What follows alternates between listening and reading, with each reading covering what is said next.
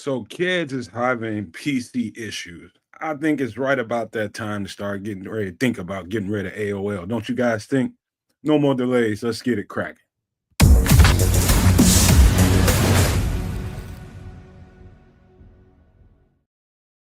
Yo, yo, yo, no maniacs, super no maniacs. Welcome to another edition of Nomad at Night. This is we're waiting on my guy kids to get his computer right. His PC is acting up on him. I think he might have just sent me a message. Let me look and see. Give me a second, you guys. Nope, he did not. I think he's something's going on with his computer. I don't know, but I know we've had you guys waiting for quite some time, and I apologize to you guys for that. We're going to talk about some football in a minute, but in the meantime, let me give some shout outs to some people in the chat. Let me try to play Cares of Canuck for a few minutes, like I'm in Canada, and give some shout outs to the first person I see in here, the Wrench Mob King. Nod is in the building. Frank Quiroz. I'm going to butcher that every time I say it. FFG, I gave you a invite, my guy. If you want to pop in, you can. It's up to you. Let me see who else is here. My guy Derek Guy is in the building. Shout out to Derek Guy. Who else? Who else did I see down here? Looking. I know I seen Cornelius Squalls. Cornelius Squalls is in the building. Shout out to Cornelius. Let me see who else we got. Joseph Archer's in the building. Super No Maniac. What up? It's Crimson, you dig? What up? Part of the Wrench Mob, of course, too. Calvin C. Let me see. Nick Rimber. Shout out to everybody, man. Let's get it cracking. Listen, man, this part of the season might be considered for most people a down part of the season, but not to me, because it's full of curiosity. It's full of what ifs, what about this, what about that. And so it's a lot of, for me, I know personally, I've been trying to take a little bit of time away from the thing after all that work we did this offseason, plus the draft.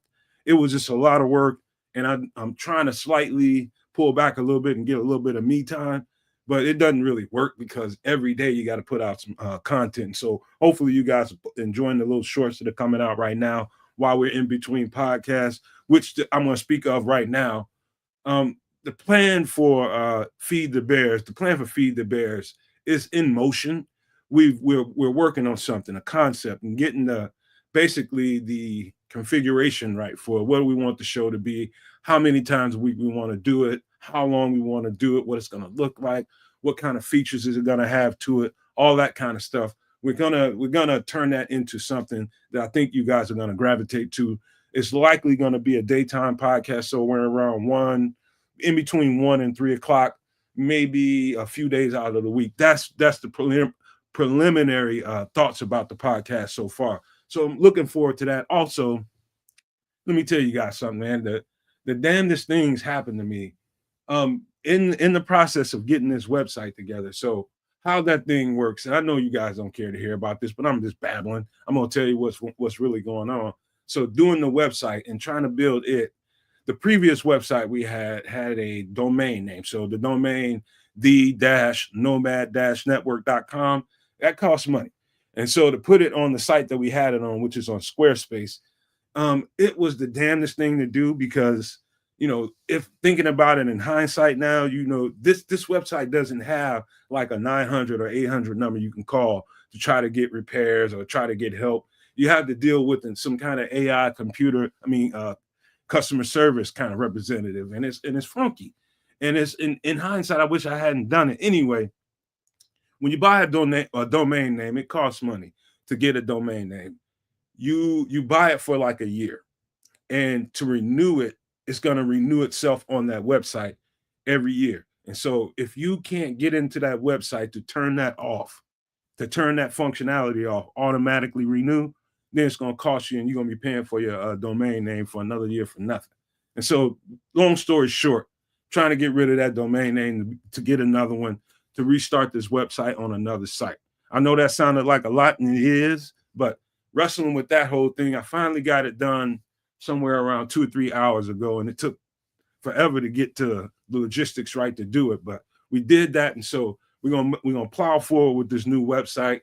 Great new designs, man. I'm telling you guys, if you like the first one, you're gonna really love this next one, because we're gonna really key in on the merchandise on this one. We ain't worried so much about the look of it, but the merchandise. You know what I mean? We're going to put advertisements on there, podcasts that we have coming up, like Kansas Show, who just popped into the building. Hopefully he gets on the show real soon. We're going to advertise. We're going to get ahead of his show, Superflex, this year. We're going to try to get that going and get that going a whole lot better and have some more features to it so that you guys can get more engaged and you get more out of actually being a member of that group. And so if you choose to engage in that show, not only in the show, but in the competition of fantasy football, we're going to try to set it up so that you guys can get discounts. All that stuff will be available on this new website. The discounts for Super Nomaniacs will be present.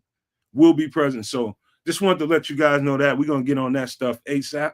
My guy, Ray Charles, is underneath there. You can come in whenever you feel like it. And Ivory. Hey, what's cracking, y'all? Sunday night, Nomad at night. And, I'm a little bit late. I'm sorry. I got to apologize. I ran into some PC issues I had to fix up to get my camera working and my mic. Both are back in effect. And, I also blew up my coffee machine, so there's a little bit of emergency status because, boy, this has been a bit of a crazy weekend for me. After burying my friend on Thursday, some folks came down here, and they were down here for the week. So I've basically been entertaining all week and late nights. It's been a little bit rough on your guy, kids. But and the Senators lost on Friday. Senators are out on hockey, so Nod is already up in my chat talking smack already. He kicked the game in right from the gate, kicked you right in the sack.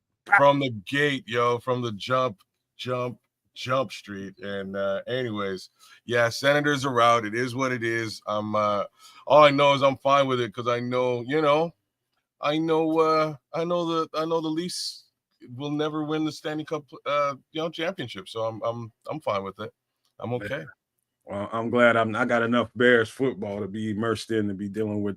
It's almost like I don't have bandwidth for the other stuff right about now because I'm so deep into the Bears stuff.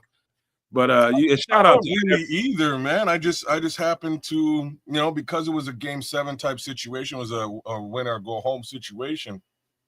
I went and I think it was actually Game 5, but I went in and I went out for the night and I actually watched it on Friday. And man, it was a good game, but they lost at the end of the day. Meanwhile, I bumped into an old buddy of mine, man. This guy is one of the greatest salespeople I've ever had the pleasure of working with. It was actually real cool to chop it up with him. But let's get that website up, bro. Sorry, I was meaning to help this man out this weekend to do it, but I was just inundated with other things. So we'll really get that website squared away for you folks, so that you have a little bit of a landing pad for all of the Nomaniacs and Super Nomaniacs out there, as well as the Super Flexers. The show is coming back hot and heavy real soon.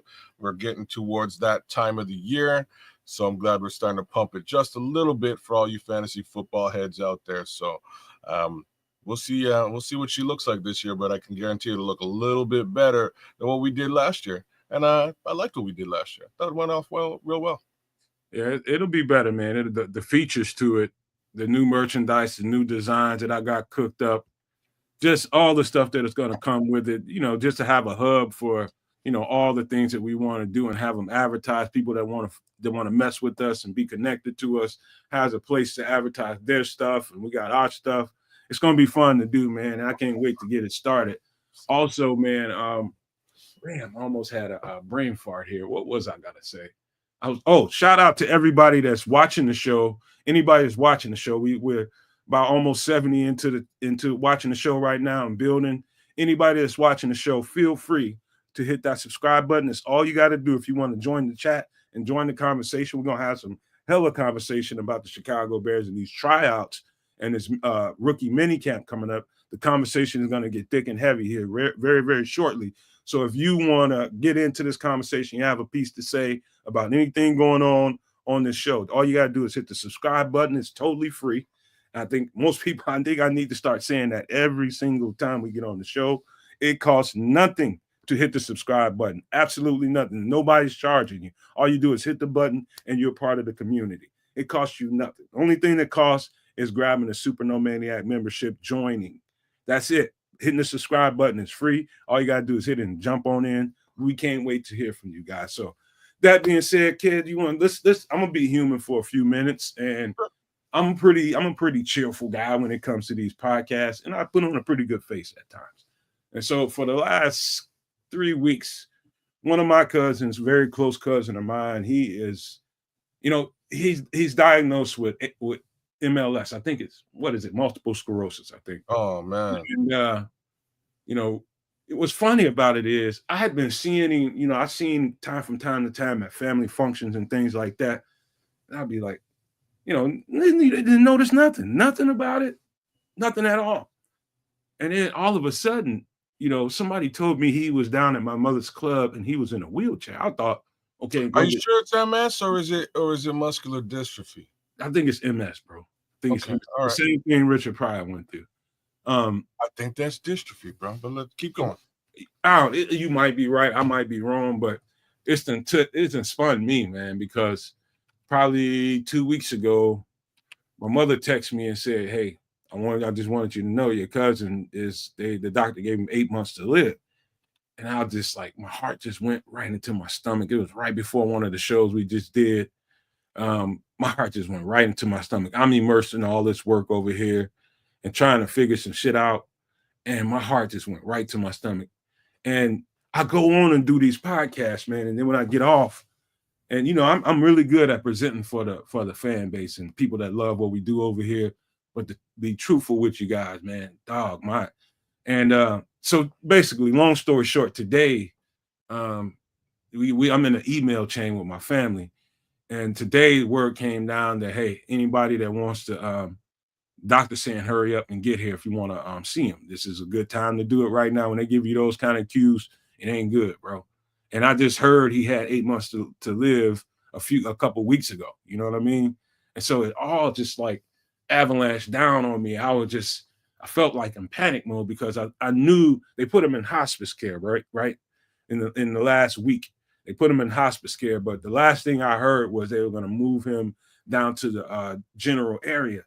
And they didn't. They kept him up by UIC, and it's just hard for, like, when you got stuff going on, man. I almost canceled this show today, but I know if I'd have went up there and hollered at my cousin, he'd have been like, "Man, what you mean? Tell me you had stuff going on and you canceled to come?" He's like, "Man, go home, man. Go take care." I know that's what he would have told me.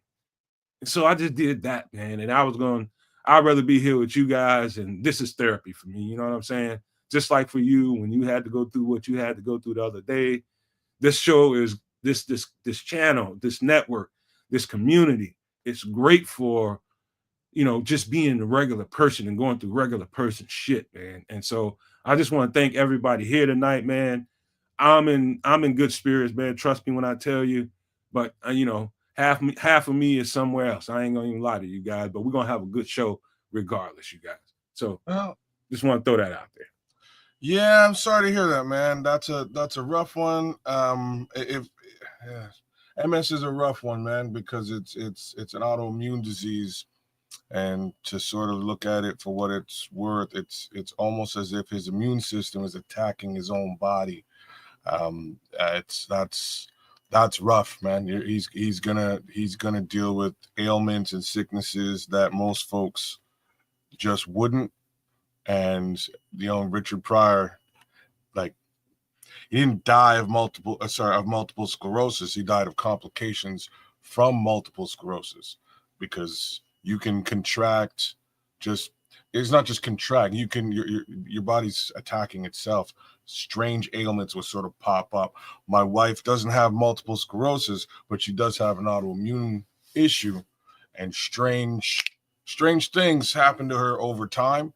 Strange things. And you just got to sort of roll with the punches and be strong. Deal with it as you can. That being said, her situation is not, quote unquote, life threatening. Multiple sclerosis definitely is. So again, respect to your family and blessings there, man. Hopefully things turn up. Yeah, it's gonna be good, man. Thank you guys for all the kind words, man, and I appreciate the love, man. I need it right about now. I ain't gonna lie to y'all, but yeah, it's just like I've been flooded with memories all day, and that's kind of how I like to keep it with my loved ones, man. The good memories. All we did all the time, kids, is just fucking crack jokes on each other. That's it. The minute we see each other, the jokes start flying. How he motherfucker, it's just that all damn day. You know, we didn't have.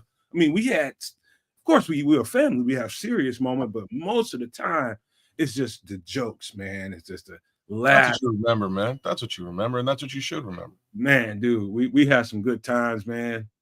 Just running around being stupid, man, for the most part, and just doing drinking and being ignorant and all that good stuff, man. But man, let's get to some football, man, because I can get wrapped up into this for the next couple of hours, man. Nobody came here to hear my sob ass stories, man. But let's talk about how you feeling about this post draft, man. You because what I'm starting to see, kids, is hype train. The hype train is starting to leave the building right by now. It's hit the highway, and they're building this thing into. And I hate this, man. I really do, man. And I like to use this channel to try to temper people's expectations because it's just a whole bunch of ingredients sitting out on your mom's counter, ready to get put into a pot. But they're not even into the pot yet. You guys, they're just ingredients sitting on the counter. It's just ingredients sitting on the counter. You can mess this pot up by putting too much into it. You might put too much salt, you might put too much pepper, you might put too much, whatever in this damn thing and mess the whole thing up. But what we hope for is a whole lot of good football from the Chicago Bears. And I think they've got some pieces. And I got some tryout players, and I'm gonna try it out for you guys to see what kind of competition it's going to be. It's going to be basically, you're talking about rookies and rookie, tryouts. That's basically all it is. It's no pads, none of that good stuff. It's just going to be, they're going to be running around, going off of sheer athleticism and retention. Keyword retention. How fast can they remember what's been taught in that classroom, take it out into the field, show and prove what you got? Can you make it to the camp? But how do you feel about the hype train so far? All the stuff that everybody's saying. They've already turned Kyle Monangai into the next Walter Payton. And that's crazy as hell to me. I was over the hype train before the hype train began. I just want to see this thing on on grass, right? Like that's where I'm at. So the unfortunate reality is, like, I know a lot of at least the no maniacs out there, super no maniacs. I know they're kind of over the hype train, and they just need to see this. What is this meal that they're cooking going to taste like? What is this thing actually going to taste like, yo?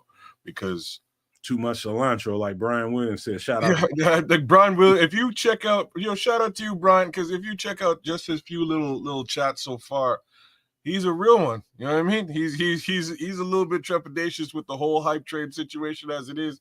I need zero smoke blowing up my ass. I don't know about the rest of y'all. I don't need any of it. I've had my fill of smoke over the course of the last 15 years. I've had a whole lot of smoke, y'all. I'm done with the smoke. I just need to see, what's in the pot, man. What is in the pot? What's cooking, y'all? And we have a general idea. Some of those general ideas I question in a major way, but I have some level of faith in this thing that the new guy's going to make this thing work in some capacity, because I have a feeling he has an idea on what he's doing, right? So I'm just going to throw it to the new guy and go, Ben Johnson, this is all you, bro. This is all you. You make sure these ingredients are cooked up right. And I'll be honest with you, Ryan Poles was here for me at free agency. Before free agency, he was way down here. I'm gonna go right like underneath. You know what I'm saying? He was down there, and now he's taking a bit of a dive again. So I need him to bring me back up here so that I can say, hey, you know what? Little faith I have in what Ryan Poles may or may not have done. It's working on the field. It's working on grass. And that's where I'm at, man. Like, I can't. I honestly, I've watched very, very little Bears. I've consumed very little Bears content over the course of the last week or so, because it's just wind. This is the Windy City shit for real, man. Just You know what? Brian Williams, I got shout out to Brian Williams. Let me read the comment. He says, I don't like our draft if I'm honest. Shout out to Brian Williams. Ain't nothing wrong. This is the perfect place to come if you want to be honest. Ain't nobody here gonna dog you out or disrespect you for your comment. You can feel safe saying that around here, Brian Williams. Trust me when I tell you, we're respectful around here. But let me tell you, half of me is Brian Williams. And let me explain myself here. I don't dislike our draft. What I don't like, and this is just me, I I don't get paid to scout football. I don't get paid to scout college players. Nobody pays me at household. Nobody pays me anywhere. I do this for the Nomad Network and you guys out here. Now, about me and my evaluation and my eye for talent, let me tell you guys something. This might sound cocky as hell to you guys, but just trust me. It's just me telling you my truth. I trust 110% my eye for talent.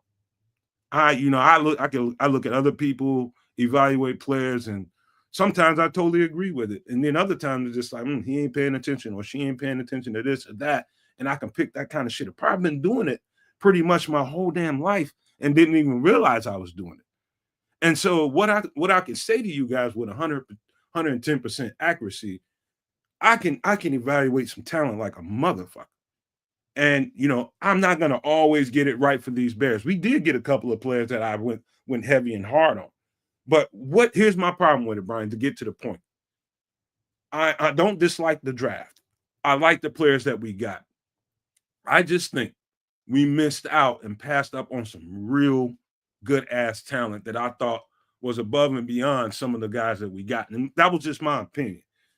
At different points of the draft, kids might have felt that way about some things, some Tamo, Triple R. I mean, at different points in the draft, who they got, like a lot of people would have been like, you passed up Michael Williams to get Luther Burden. You know what I mean? And I thought that was a surprise to me. In my opinion, I love Luther Burden. I think he's going to be an outstanding piece for the Bears. But that was one of the questionable moves for me. Not jumping up to get the running back that you want, whether it be Ashton Genty or whether it be Travion Henderson, but in particular, Travion Henderson, to me, I think you might have missed the bus there. If you really had high evaluation on that guy, maybe you should have done some things, moved some stuff around and got up there and gotten him. Even then, later on in the draft, you probably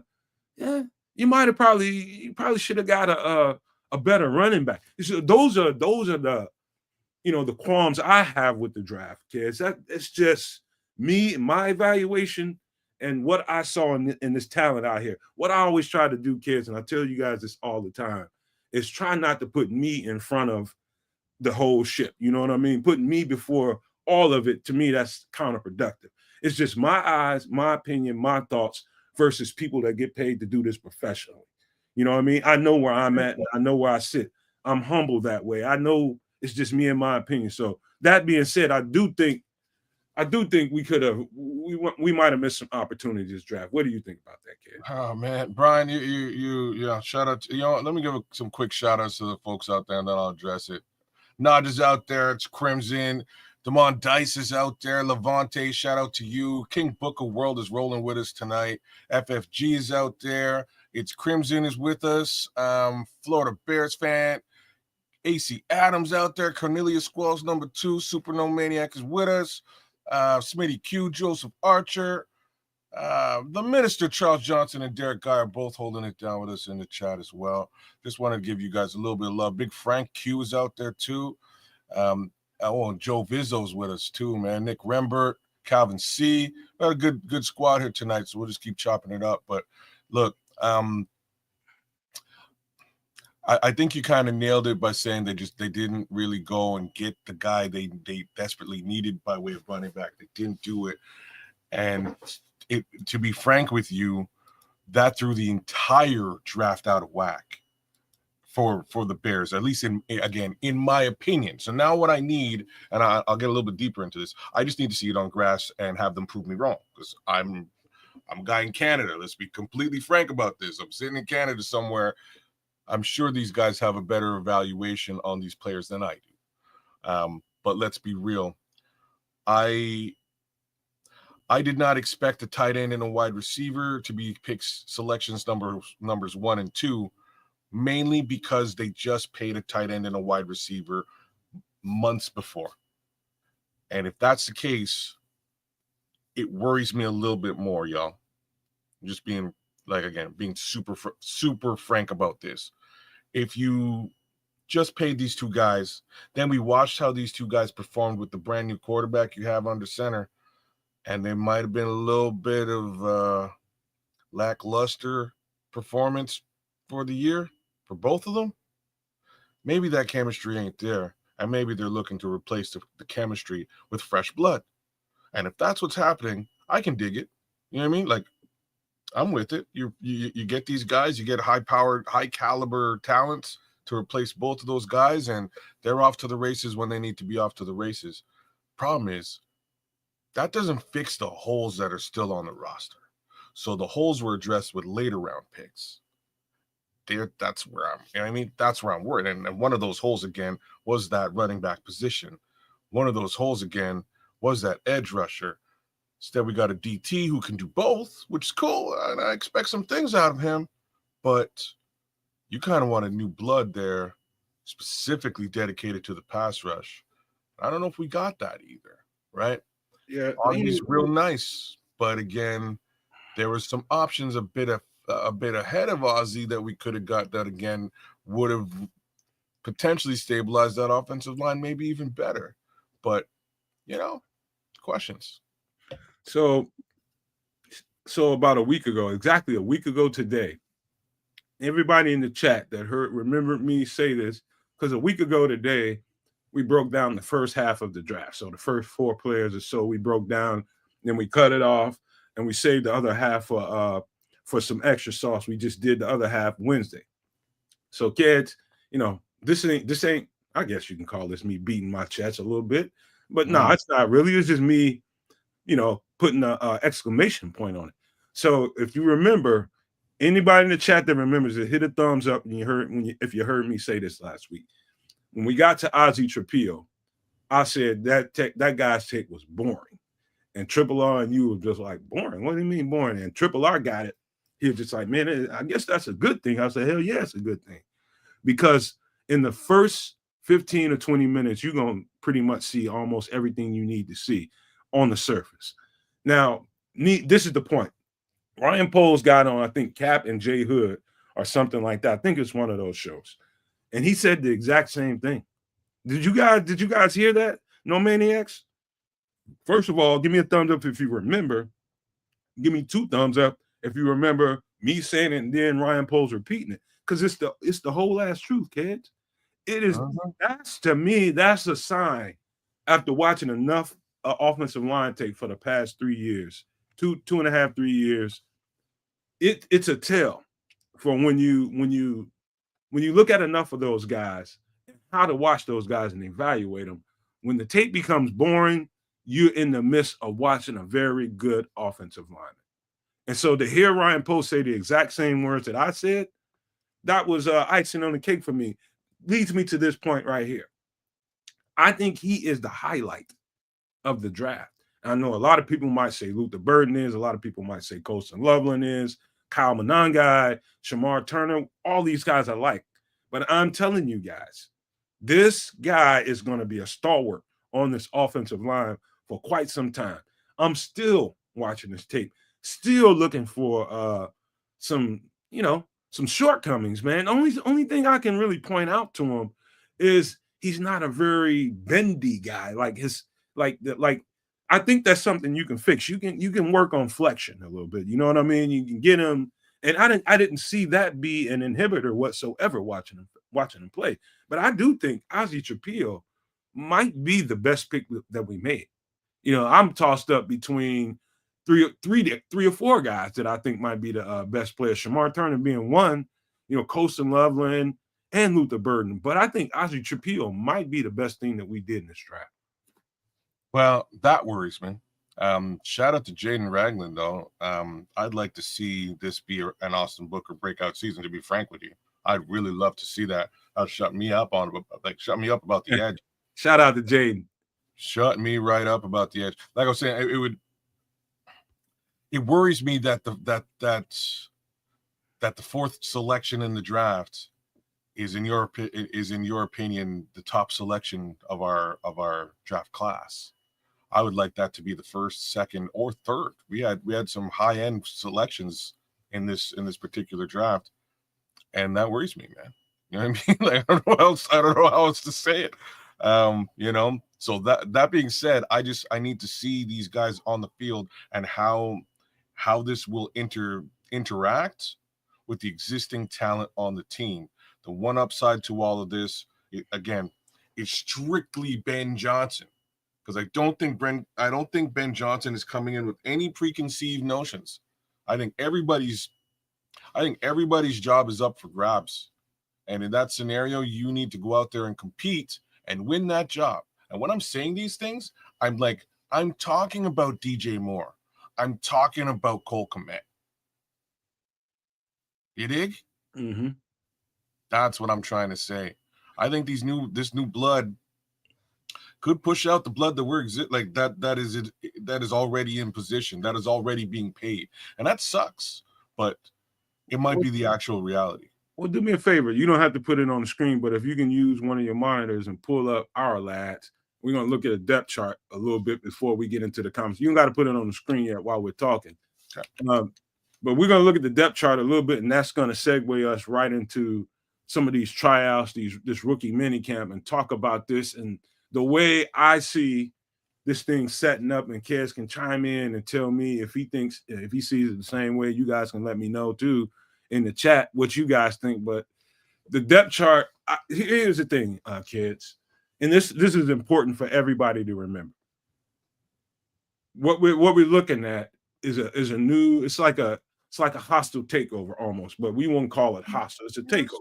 It's like you see 2 or 3 lions in Africa. It might be some infanticide. No, I think if you look at it from a business perspective, I think that's a really good analogy, because like a hostile takeover in business is when one business acquires another, and they just sort of reassess how that existing business is moving, and then sort of move their people into the positions of need.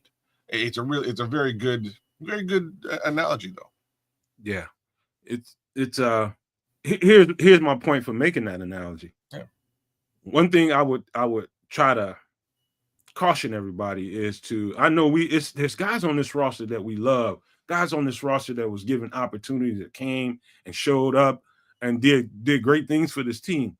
Here's the thing: anytime that there's a new coaching staff, there's going to be some bleeding of old players that, because we got some of the shocks of our lives when Flus came in and let some of these guys go that were on the teams that were performing. You know what I mean? They came in there and they got rid of some guys, like one guy in particular that I still don't understand it other than his personality, and that's one of the D tackles. He ended up at Houston, kids. I can't think of his name right off the top of my head. Somebody help me out in the chat. But he was an animal, man, straight up animal. And he went and he's that animal in Houston right now. Matter of fact, they gave that guy a raise. And I couldn't understand. I can't think of his name right now, but he has some little braids in his hair. But this kind of thing happens every time there's a regime change. Some personalities don't, he could be, Ben Johnson come in that building. Not Tonga. That's another Mario Edwards. There it is. Thank you, Jaden. Mario Edwards, I thought, was one of the bright spots on that roster when Flus got here. Why they didn't keep him, to me, to right now, that's still a conundrum to me. Mario Edwards is a dog. He's a straight dog. And he went to a coach that can respect that dog in him. You might get a penalty or two during the season. He might get kicked out of the game. He might get suspended for a game or two. So fucking what? I didn't understand that, man. Like, if you like some players and their personalities don't yoke well with goody two-shoe ass coaches. You got to have some of those guys in the building. And so what I'm getting at, Mario Edwards is one of those players that I thought was like, oh man, dog, that was stupid. Why'd you let him go? You should have kept him inside the building. But that fast forward, it proved me right. You should have kept him in here, but there's going to be a few players that come off this roster, and it's just to make room for the players that they want to instill into this culture. And we're going to talk about some of that tonight. And I think it's a couple position groups. Maybe the tight end room. I think looking at that list of UDFAs that were signed, the UDFAs that were getting tried out, there might be a couple tight ends that get turfed out here, in my opinion. But that's something you guys might need to get ready for. Yeah, like I say, it's kind of interesting what went down. I somebody brought Tonga up in the chat. He was one of the first cuts. Yeah, he was one of the first cuts when Flus got here immediately, and it had to do with body type. I'll tell you exactly what it was. They were really looking for a more svelte body type at defensive tackle. But the facts was, you just need a nose, man. Sometimes you just need a nose, and the kid's really good, man. Kid just won a Super Bowl. Found his way to Kansas City, and they I don't know if he was even on the field very much, but he's got a ring. Kid plays well, and there was really no reason, in my opinion, to get rid of him, especially now in a situation where we're sort of, last year when we were reeling for depth at defensive tackle, right at that nose position. But anyways, it's interesting. We look at these positions of need, and I don't really feel that they addressed them specifically. I think they kind of let the draft fall to them, and they selected who was high on their board, and that's cool too. Like, that means that we got some dogs on this team. Don't get me wrong. That's why I need to see them on the grass. We got some dogs. Luther's a dog. Loveland's a dog. They are. Shamar's a dog. The three of them are. Question is, how effectively can they be utilized in this offense? And I question their utilization of the first two selections, because you got two guys already in those positions who are supposed to be useful. And if they get billing over the other two guys, you're spending you got a bunch of money tied up in two guys you're going to move away from, which means potential trade in the future for either and or DJ Moore or Cole Kmet, or at least that's how I see it. And everybody will turn around and go, oh, well, he likes to do 12-man sets. That's what he likes to do. But it didn't work out that way for TJ Hawkinson. Now, did it? Yeah. One of the things that I've been, and you guys know this, one of the things that I've been pounding the table about, kids is probably tired of hearing me say it, but I've been absolutely adamant about bringing some salty, testy sons of bees to this locker room. And see, here's the difference. And every time I say that, I start thinking, right about now, I'm thinking of Houston, right about now, and what DeMeco Ryans does down there. He welcomes those guys. He welcomes those guys into the building instead of trying to run them out of the building. He knows that you can win. He knows those guys play right on up to the line and sometimes over it. If you're afraid of those types of players, you're afraid to win the motherfucking whole thing. I just want to say that out in the open. If you are afraid of testy, salty-ass players that will play up to the whistle, up to the line, up to the edge of the rules, your ass ain't trying to win.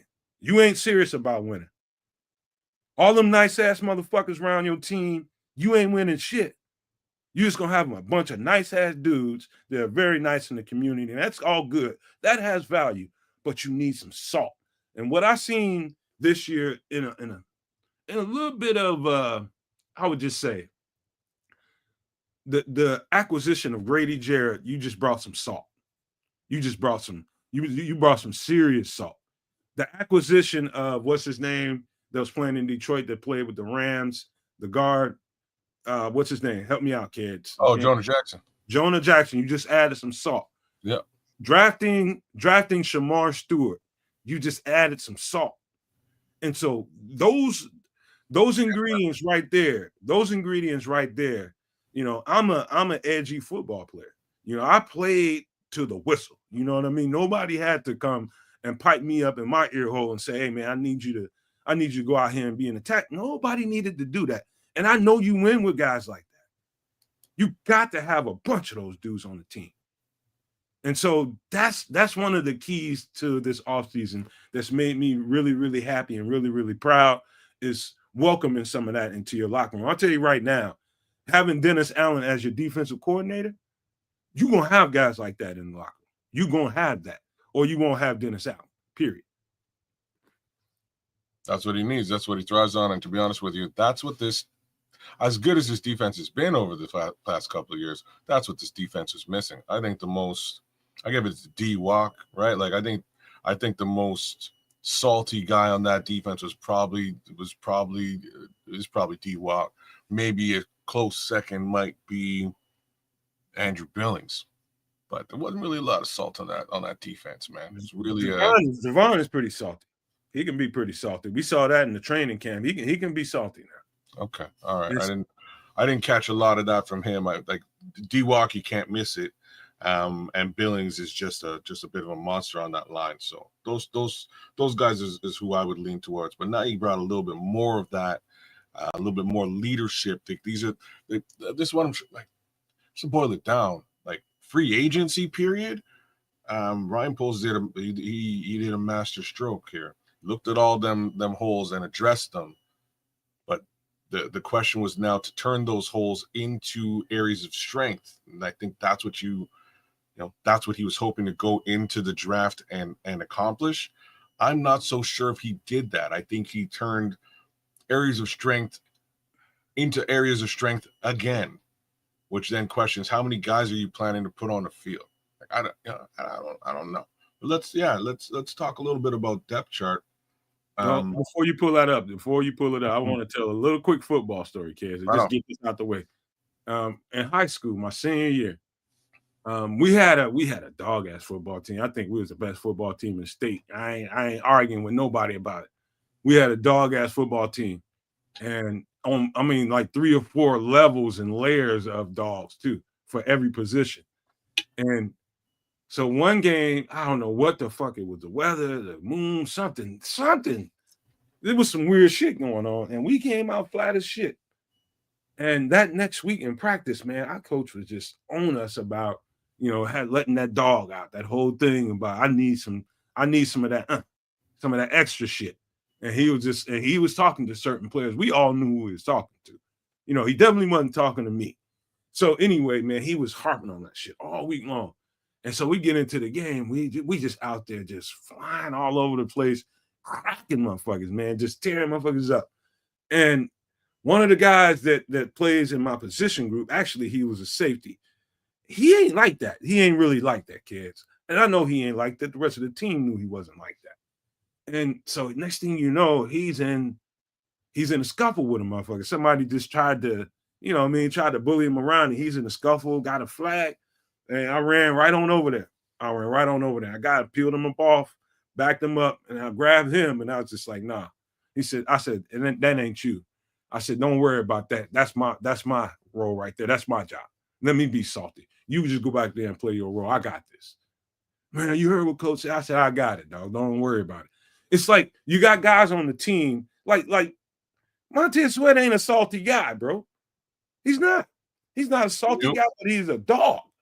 And so his role ain't going to be that when something going on. That's going to be Grady Jarrett. That's going to be Javon. That's going to be Shamar Turner. Motherfuckers like that. It's going to be Kevin Byard once in a while. Your Jaquan Briskers of the world. You got to have that ingredient about your team, bro. You got to. And so it's nice knowing that we just layered on a few extra guys to bring that to the table.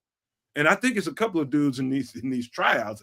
Doubt it if they make the team, but we'll talk about them anyway. But I just wanted to put that out there, man. Like, everybody ain't that salty ass dude that needs to take up that role. Know your lane, know your place, know who you are in the tapestry of what we're doing. You know what I'm saying? So I just had to throw that out there. No, it's very true, man. I'm just glad that there's a little bit more of it that we can expect coming out of a more attacking style defense with Dennis Allen, right? I was with the existing squad that as it was, he might have had a little bit of a hard time attacking. I think that's going to be, I think that's going to be sort of the modus operandi of the season. And I'd like to hope, fingers crossed, I'd like to hope we see a little bit more attack out of Tremaine Edmonds. Yeah. To go a little bit further TJ is back. the saltier one of the bunch. Oh, there's no question. If we're talking linebackers, right? It's TJ all day. But I'd like to see. I've spent a little bit of time, focused on Tremaine and how, vanilla, for lack of a better word, to be his play has been since becoming a Chicago Bear. Like if you go back and you look at his Buffalo tape, it's a little bit different than his Chicago tape. Well, you gotta. One of the things, also too, man. I think I heard Poe speak to this too, kids, and I've been trying to say it for a while too. When you look at on the surface a game, and you just see the results, like next thing you know, you seeing, fucking Tremaine Edmonds getting wiped out of a play or not. It just looks like basically the deficiency is in the defensive line when Billings went down made them look bad behind it. So the line, I've been trying to say that, but you heard Poles speak to that in that whole conversation that he had about talking about Ozzie Trapillo's tape. In that whole conversation on Cap and Jay Hood, he mentioned that. And that's just so true, man. It's like, you know what, man? That like once you got one thing the linebackers say, kids, is I need guys in front of me to keep me clean. What does that mean? That means you need guys to at least slow down what's going on in front of you or engage with the blockers in front of you so that the blockers ain't on me. Make a play. You know what I mean? Like the blockers had no problem getting to the second level and getting on Tremaine and keeping him out of the play. And it makes him look bad. That's why you hear linebackers say, I just need guys in front of him to make me clean, to help me play clean. You don't need dudes attached to you and you trying to make plays. You're getting the hell blocked out of you, and you're supposed to be there to make the tackle. It ain't easy as it looks. Well, I know, and I'm trying to do the opposite this time. I'm not really trying to knock, and that's why I use the word vanilla. You know what I mean? Like I'm not trying to knock Tremaine's play from last season. I just have a feeling that in more of an attacking capacity, Dennis Allen may use him different, and he may shine a little bit more. But you're bang on. Those guys in front of him have to be a little bit more effective. And not to say Andrew Billings wasn't effective. He's very effective when he's on the field. But now I think that whole rotation will be a bit more attacking and a bit more, get a bit more penetration. And at the very least, hold their end of the bargain so that he can do a little bit more damage or be asked to do a little bit more damage. Flus really had the man, for the most part, just play the pass. That's terrible. Shout out to Chaz Boswell, who just busted up in here, man. We welcome everybody coming into the community new. We love to see new people. We want to grow this community out. Thank you, Chaz Boswell, for popping in here, man. Again, man, just go ahead and put the depth chart on because I could talk about this for the next week or two, man. You got me all football-y. I'm ready. Hey, well, that's what we do around here, man. That's what we do. Let's look at this depth chart, man. I want to see this. This is a perfect segue to, these tryouts. It's going to make a whole lot of sense when you look at this depth chart. So, are you right there at the top? Yeah. So this is offense. This is what the offense looks like right now. These ads are very persistent. I've been trying to get rid of them for a minute. I'm sure they will be back. Don't worry about it. Don't worry about it. Pay money to go ad free, our lad. Shout out to you, but today I ain't paying no money. Let's just start with the wide receiver room for a minute because let's start right at the top with DJ Moore and Devin Duvernay, Miles Boykin, John Jackson. He's a goner. He's a goner. Let's just go through the names and then we'll say who's gone because he's definitely gone. Roma Dunze on the other side, Tyler Scott, Samori Toure, who I had no idea was on this team. I don't know why he didn't get he should have got blended into the mix last year somehow. Oh, he was here from last. I didn't even realize he was in the team. But he's probably a goner too. Wait till we're done. Jade Walker, Luther Burden 3, Olamide Zacchaeus, Maurice Alexander, and JP Richardson. So right off the bat, I don't see Big John making it. He didn't make it last year, and he's really not anywhere near as caliber as the rest of these wide receivers. So just put that out there now. You must be talking about John Jackson. You know Crimson. who I'm talking. That's who I'm I highlighting. think that's a. I think this is a.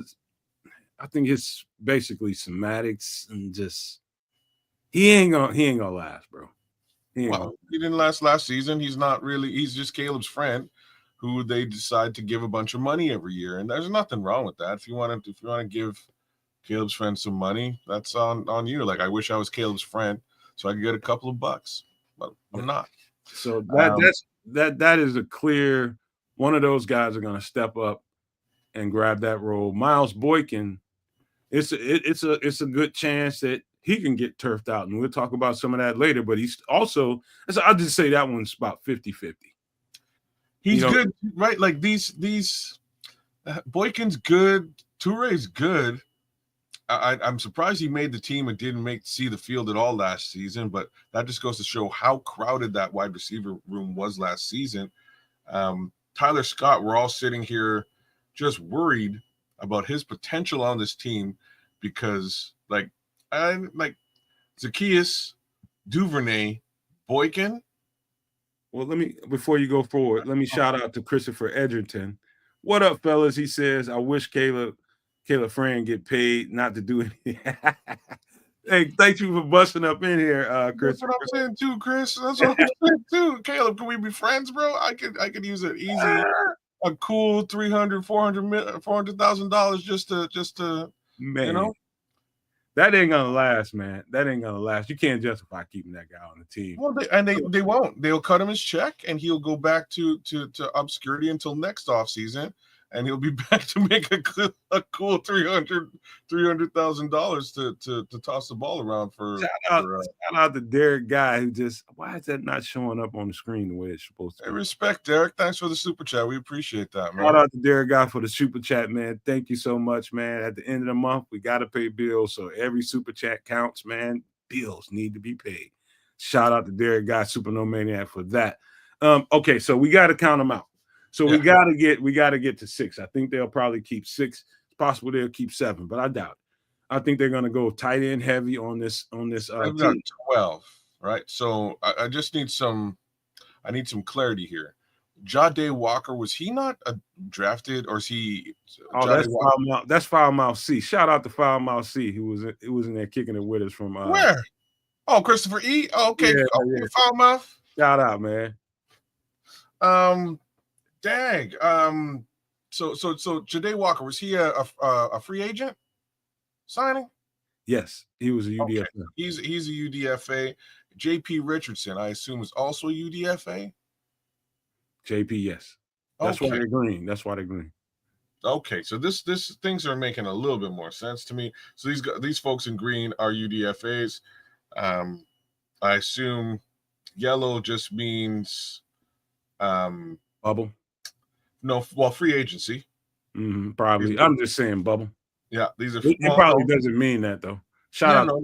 Yellow means free agent. Blue is on the roster already, and this pinkish hue means that they were recently drafted, right? So that's how that sort of breaks out. Again, I don't know if these two guys make the team. John definitely won't make the team. I don't believe Maurice will make the team.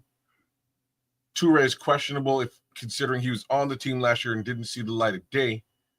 That leaves Boykin, Duvernay, Zacchaeus, Tyler Scott, Lester Burden, Roma Dunze, and DJ Moore. So that's 7. They're likely going to keep 6. It's either Miles Boykin or Tyler Scott is the 6th. I don't think either one of them. Me either. I think they'll bring somebody else on.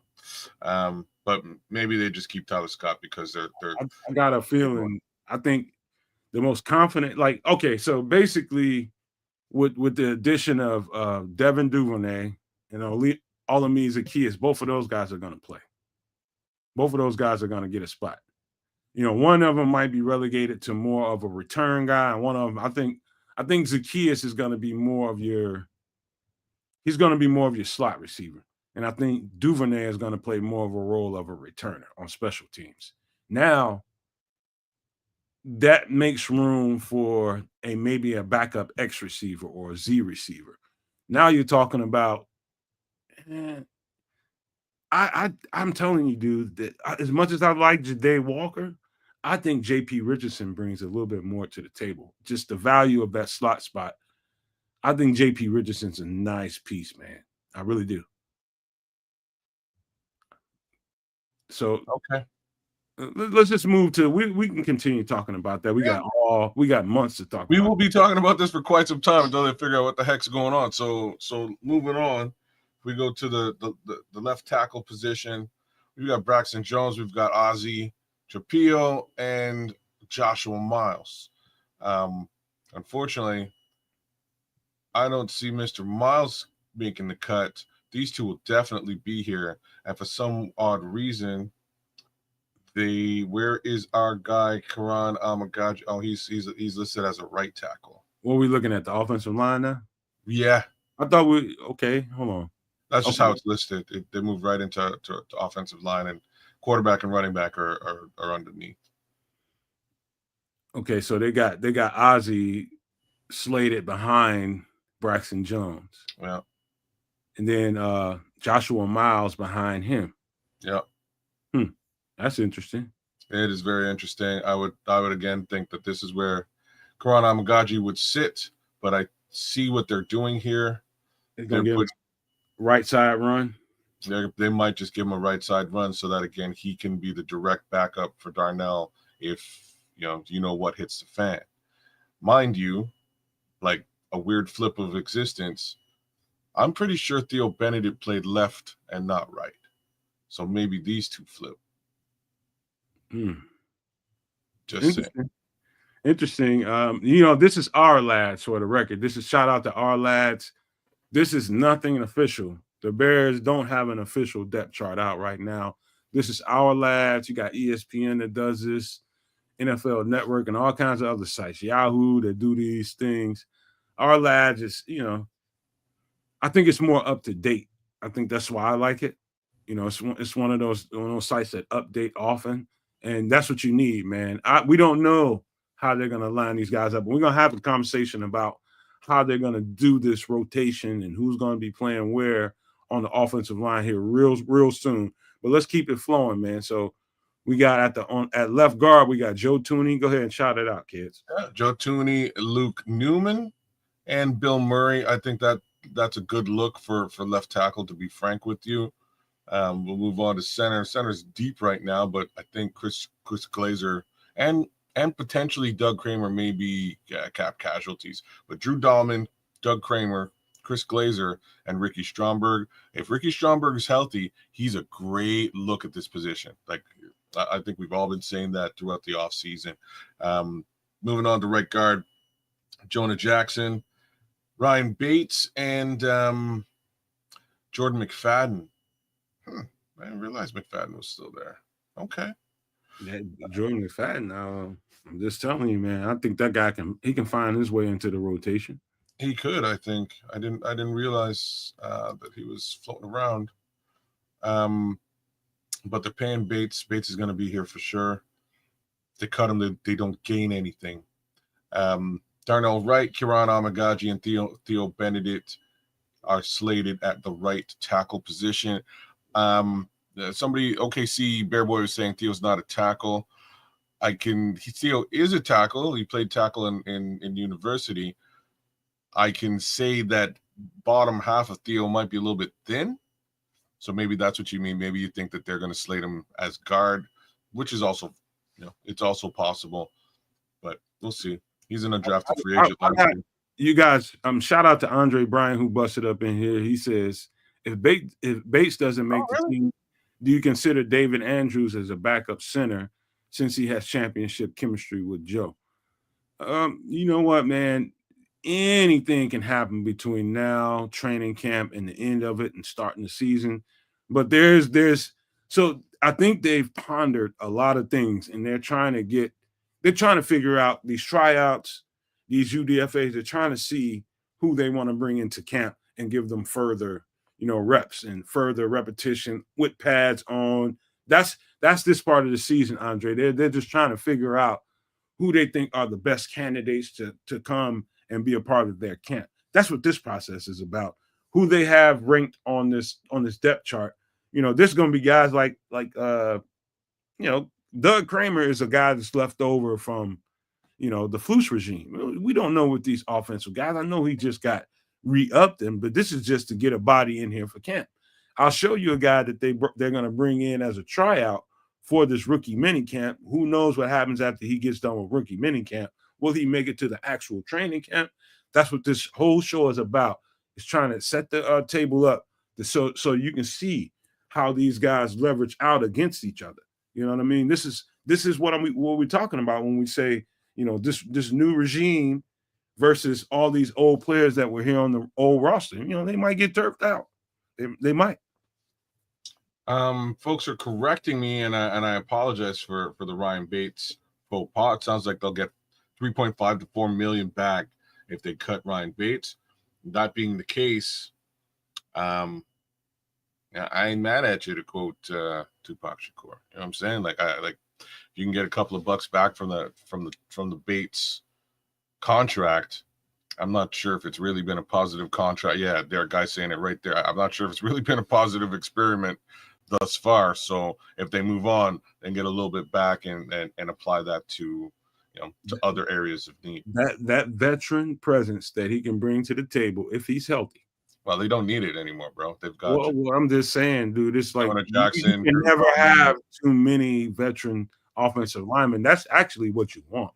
But you know what I mean? We'll see what happens, man. But I'm just saying, before they had no veteran presence, you know what I mean? They had zero veteran presence that was on the field on a regular basis. That the only other vet that was out there was Nate Davis, and again, he was not out there quite as frequently as any one of us would have wanted. But now they've got Tooney, they've got Jonah Jackson, and Drew has definitely played some time in the NFL. So I don't think holding on to Ryan Bates in that situation, for the purpose of being a vet, adding a veteran voice is really a requirement. I think the $4 million might be a little bit better.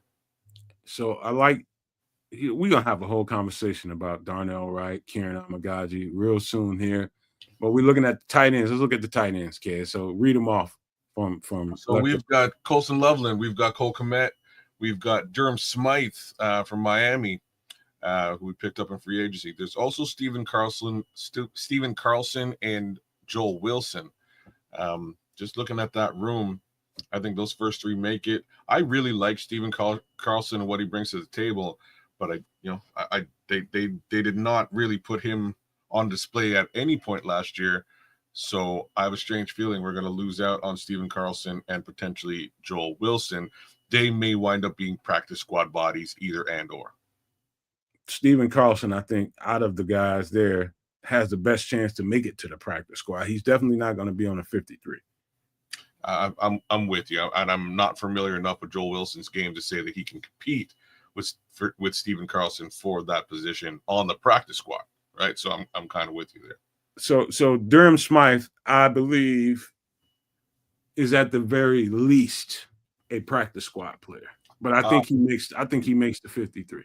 He makes a 53, and the reason being that he's just that dirty blocking tight end you need to provide protection when protection is needed.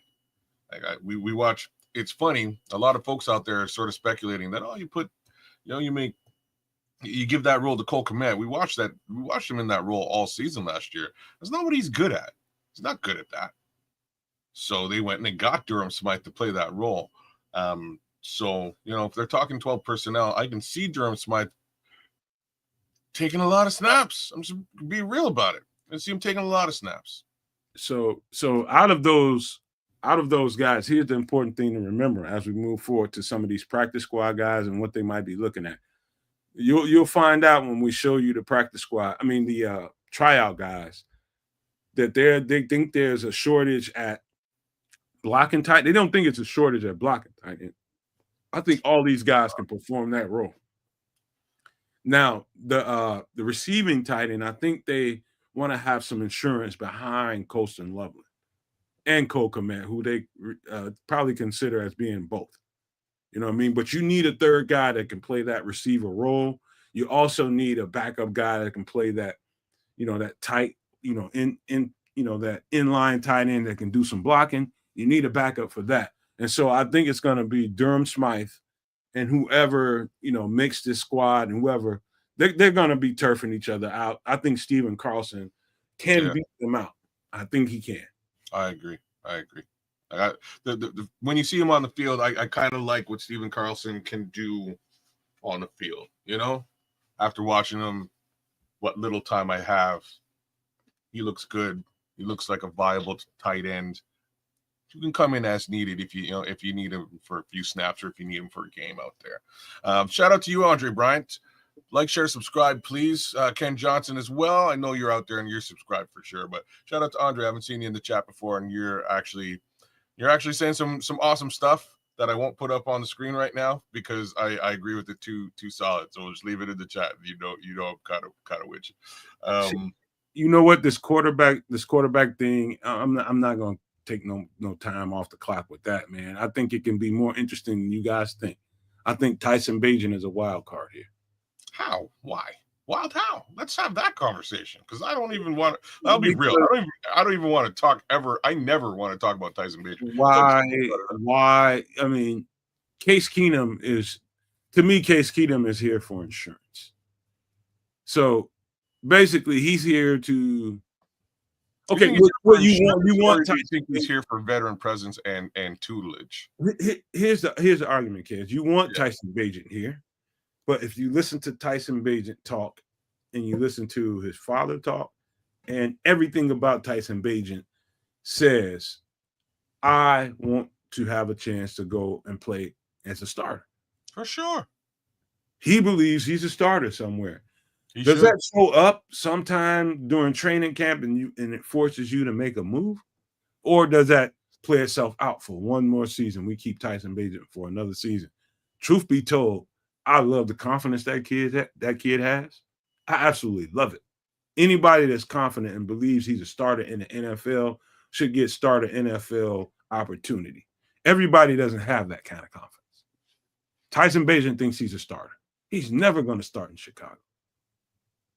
So what do you do with that?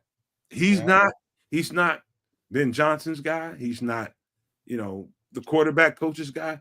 This guy is some things could happen there. I'm trying to tell you, kids. Trying to tell you, bro. And in that respect, I feel what you're saying. I'm a highlight up our guy Andre Bryant there for a minute because I think that's exactly what should go down. No, his next one. I think this is what should go down. If I'm Ryan Poles, first off, I'd have a much bigger house and car, but secondarily, I would put Tyson Bagent on display this preseason. That's what I would be doing. It would be the Tyson Bagent show.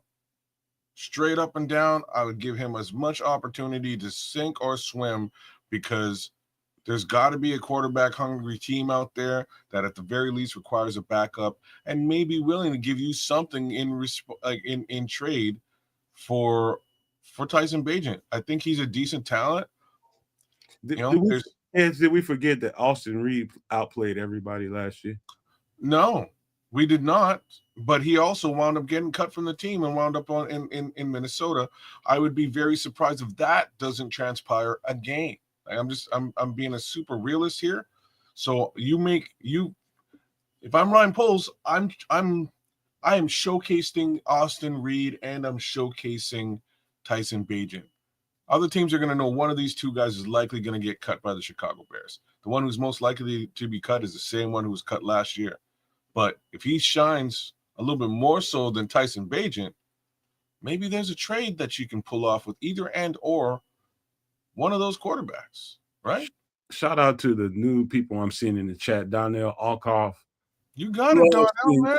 Love seeing you guys come in and be a physical part of the community, man. I know you guys might have already subbed, but it's so nice to see you guys' names in the chat and being a part of the conversation. It's lovely to see you guys.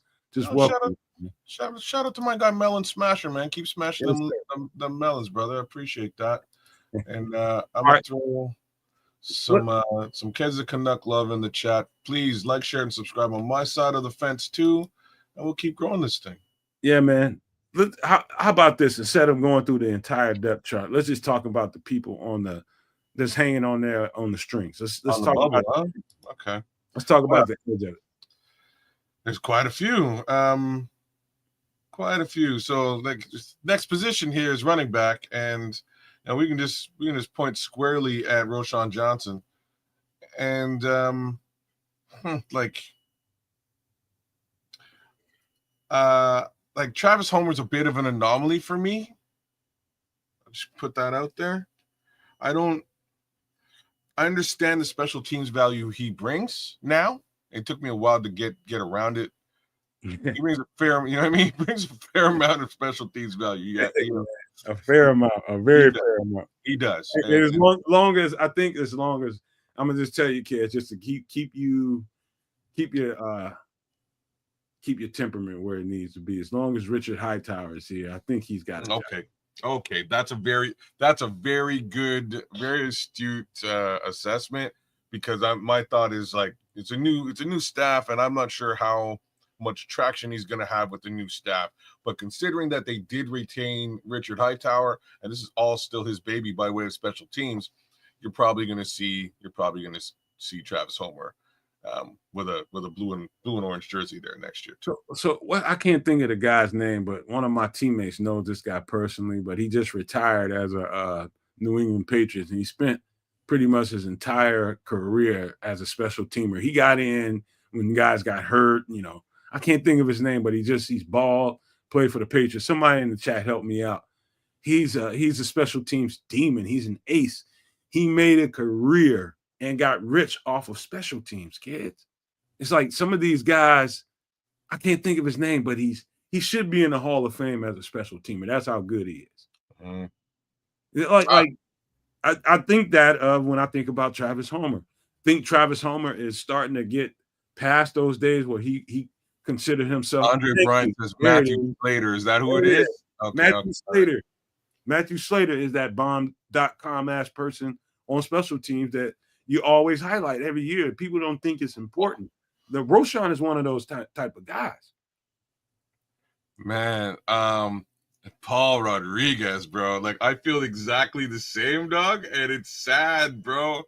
It is a sad state of affairs. One of my homies played years with this cat, man. So Paul Rodriguez is out here saying that our running back room gets me depressed, and I wish I could say that it doesn't do. I don't feel exactly the same, because I do. Joe Vizzo, Paul is doubles down. Paul, I agree, but so many Bears fans on X think the running back room is fine, and I just don't. You're right. There's a lot of gas right now, a lot of hype on this running back room. I'm gonna go slash the tires on the bus. Fuck that. I would say that I've got a lot of faith in Kyle. I think Kyle Mononga is gonna. I think he's going to be a surprise for a 7th round pick. I think he's going to be a bit of a surprise for us. But facts of the matter is, none of this is surefire shit. This isn't an FU stop me running back room. That's what we need. What Vizzo Joe is saying. He's saying it. He said, I got called a clown today because I said that we can't go to war with this running back room. Nah, man, it's missing something. It's incomplete, bro. It's incomplete. Yeah. It's incomplete. And again, like, it's not FU stop me. It's a decent running back room, but that's where it needs to stop. Draw the line right there. Decent, man. Yeah, at best, right? So, yeah, I really do hope that, man, I hope that the Nick Chubb conversation is a real conversation that's being had for real reasons. Problem is, you kick tires all day long, and you may miss out on a talent. And that's basically what wound up happening in the draft, just to say things out loud. They kicked tires on Ashton Genty. He went off the board. And then, the rest of the running backs also went with him.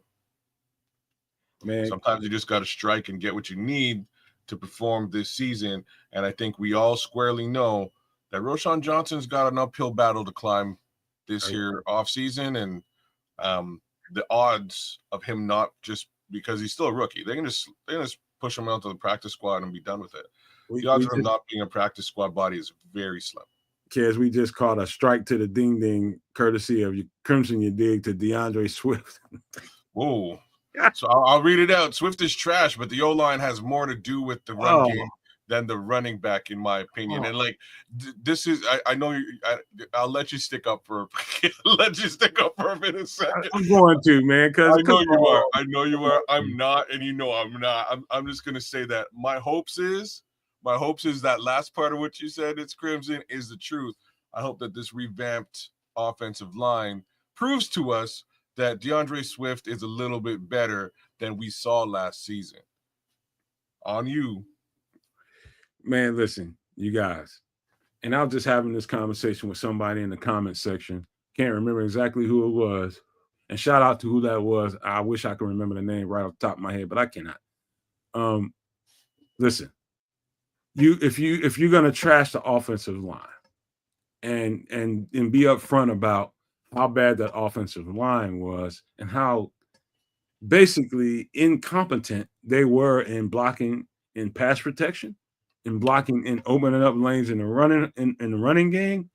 How could you in turn kick? And this is, I love Crimson, man. Crimson is one of our guys. He's part of his community. He's A1 with us. How could you in turn kick Swift in the nuts? That guy runs his ass off. And if it ain't there, it ain't there. You know what I mean? I know it looked bad, and we all got to see the ramifications of it not looking good. And it's easy to point the finger at him, but I'm telling you guys on tape, which I watch a lot of, it is way worse than you think it is when it comes to that offensive line run blocking. The pass blocking was I probably defend that as far as that old offensive line goes more than most people. And it was at times putrid. But the running game was absolutely it was just like, it was way more misses, like a ton more misses than there were hits. And when there were hits, DeAndre Swift exploited them. And I'm telling you guys, DeAndre Swift with some competent upfront, opening up, there is going to be a different DeAndre Swift that comes off this year. That I'm confident of. It's going to be a lot more chunk runs, a lot more big runs, home run hits. It's going to be more of that if they can put this together and get it going faster. I'm telling you guys right now, you can't criticize how bad that offensive line was and then turn around and kick DeAndre Swift in the nuts at the same time. Tell me how that makes sense, man. Yeah, that's Tell me. This is fair, and that's part of the comment that Crimson was really saying. I have to defer as well. I did not find favor in his running back play last season, but I also know very well that line was faulty across the board. There's some great comments in this chat right now, and I just have to shout all you guys out. Good to see you, Dante Purify. There's some really good stuff here. With respect to the running back situation, I don't know. There's a couple of thumbs up for J.K. Dobbins as a potential guy. I hear that. The thing with Nick Chubb is he's been a superstar running back, and he doesn't want superstar running back money, and he isn't deserving of it given the injury history over the last little bit. But he does want a little bit of longevity. He wants some security in that contract. So he's looking for, I'm sure he's looking for 2, maybe even 3 years at a low wallet share deal. I don't think the Bears are really willing to do that because they're just going to go next year and get the running back that they didn't get this year. So it's a bit interesting. You don't really want to be in a position where you're paying 2 running backs. But let's look at it the opposite way. If you're paying 2 running backs, they're the most devalued position in the NFL.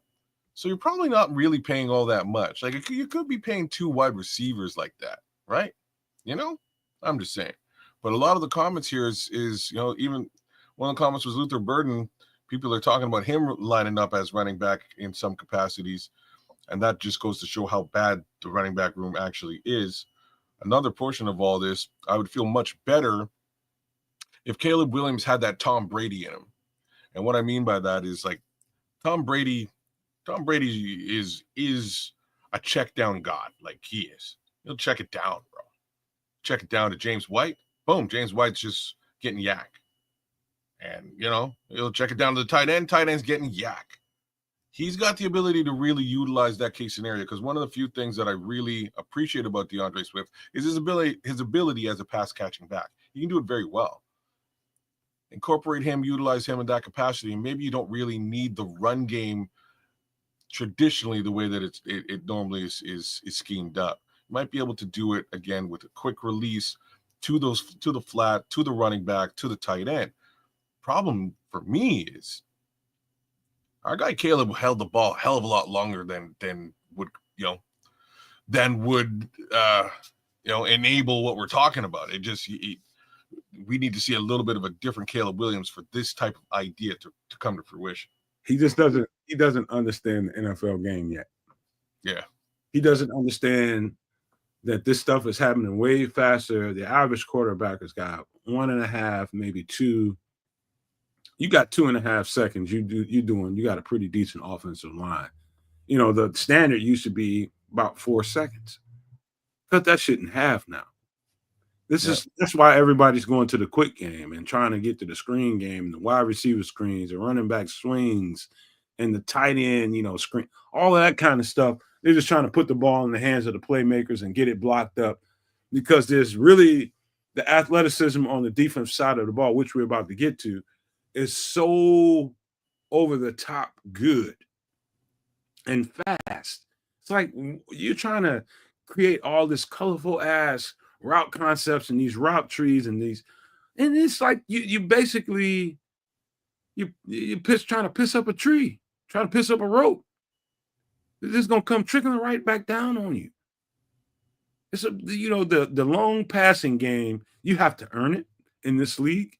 You have to earn it. You have to run the ball effectively, be effective in the short area passing game in order for them to respect your long game. Then they'll back off, or they'll come up closer so that you will have those opportunities to take it down the field. But all that shit that they were drawing up for Caleb Williams and what Caleb Williams was looking for, that shit's about as useful as a goddamn chocolate tea kettle, man. It's gonna melt right in front of your fucking face. This is all right. Let's get to the defense, man, because I can go on and on about that. The concepts are just crazy, and like what Caleb wants to do and what's going to be available to him live in 2 different fucking orbits, bro.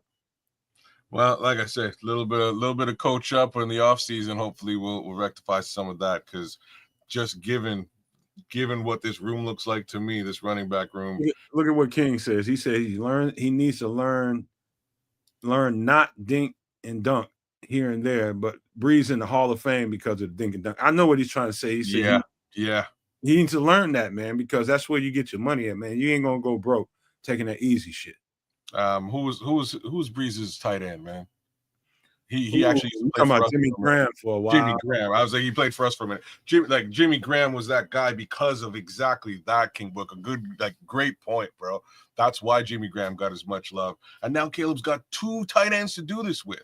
Fact is, he refused to do it at all last year. So I hope that was a situation where, again, he just didn't quite understand it. Hopefully he's had some time to grow into it.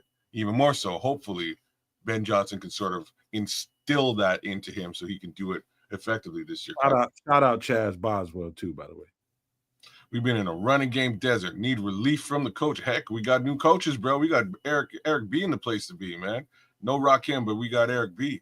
And I'm with it, bro. I think he's gonna cuss all these young men out. That's really where we are. I think everybody's gonna get cussed out.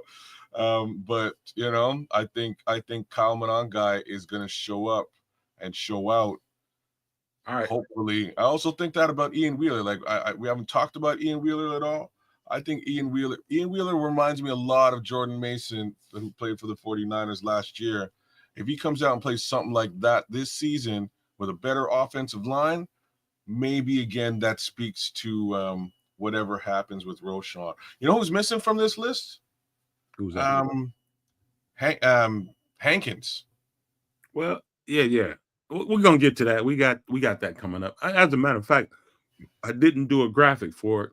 Okay. Because I think Hankins is unless something happens in rookie minicamp, it just totally blows it out the water. Hankins he'll be in training camp. He'll challenge Ian Wheeler. He'll, all that stuff is going to happen. You'll see what I mean going forward. It's almost a slam dunk. He'll make it to training camp. They signed him already. Okay, perfect. But let's get to the edge, guys. Let's get to the very end, and that's Xavier Carlton. Go ahead, kids. No, I don't. You go. I don't have much to say about Xavier, although people are pretty hype about him as a UDFA. Hey, we did our job over here at the Nomad Network and stood on the table for him, and he ended up in the he's going to end up probably in the training camp. I think they set that up perfectly on our lads, putting him right next to Dominique Robinson. I do believe. And we got another guy to talk about that's being brought in as an edge. He's a different type of edge. He's a speed edge. We'll talk about him a little bit when we bring him up.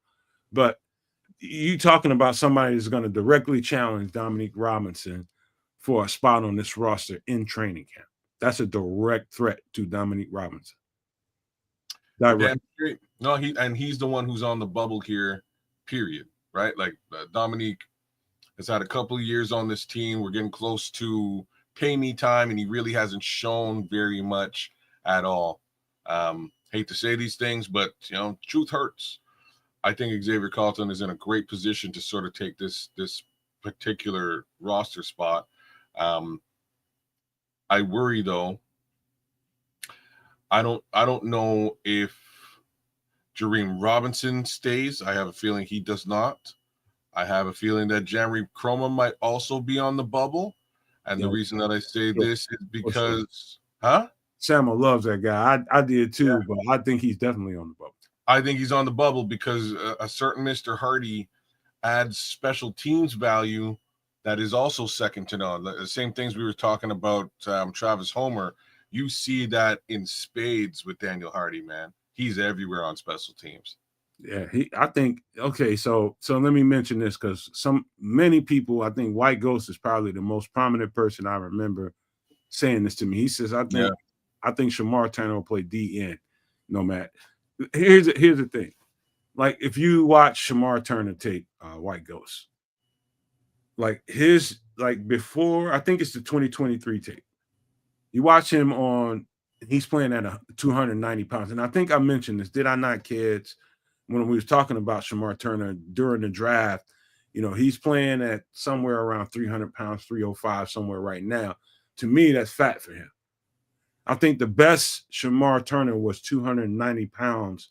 That player, to White Ghost's point, flexes out as an edge at an edge sometimes. And I think that's the value of Shamar Turner, Ghost, is the fact that when you plan him, it depends on how they ask him to come into this training camp.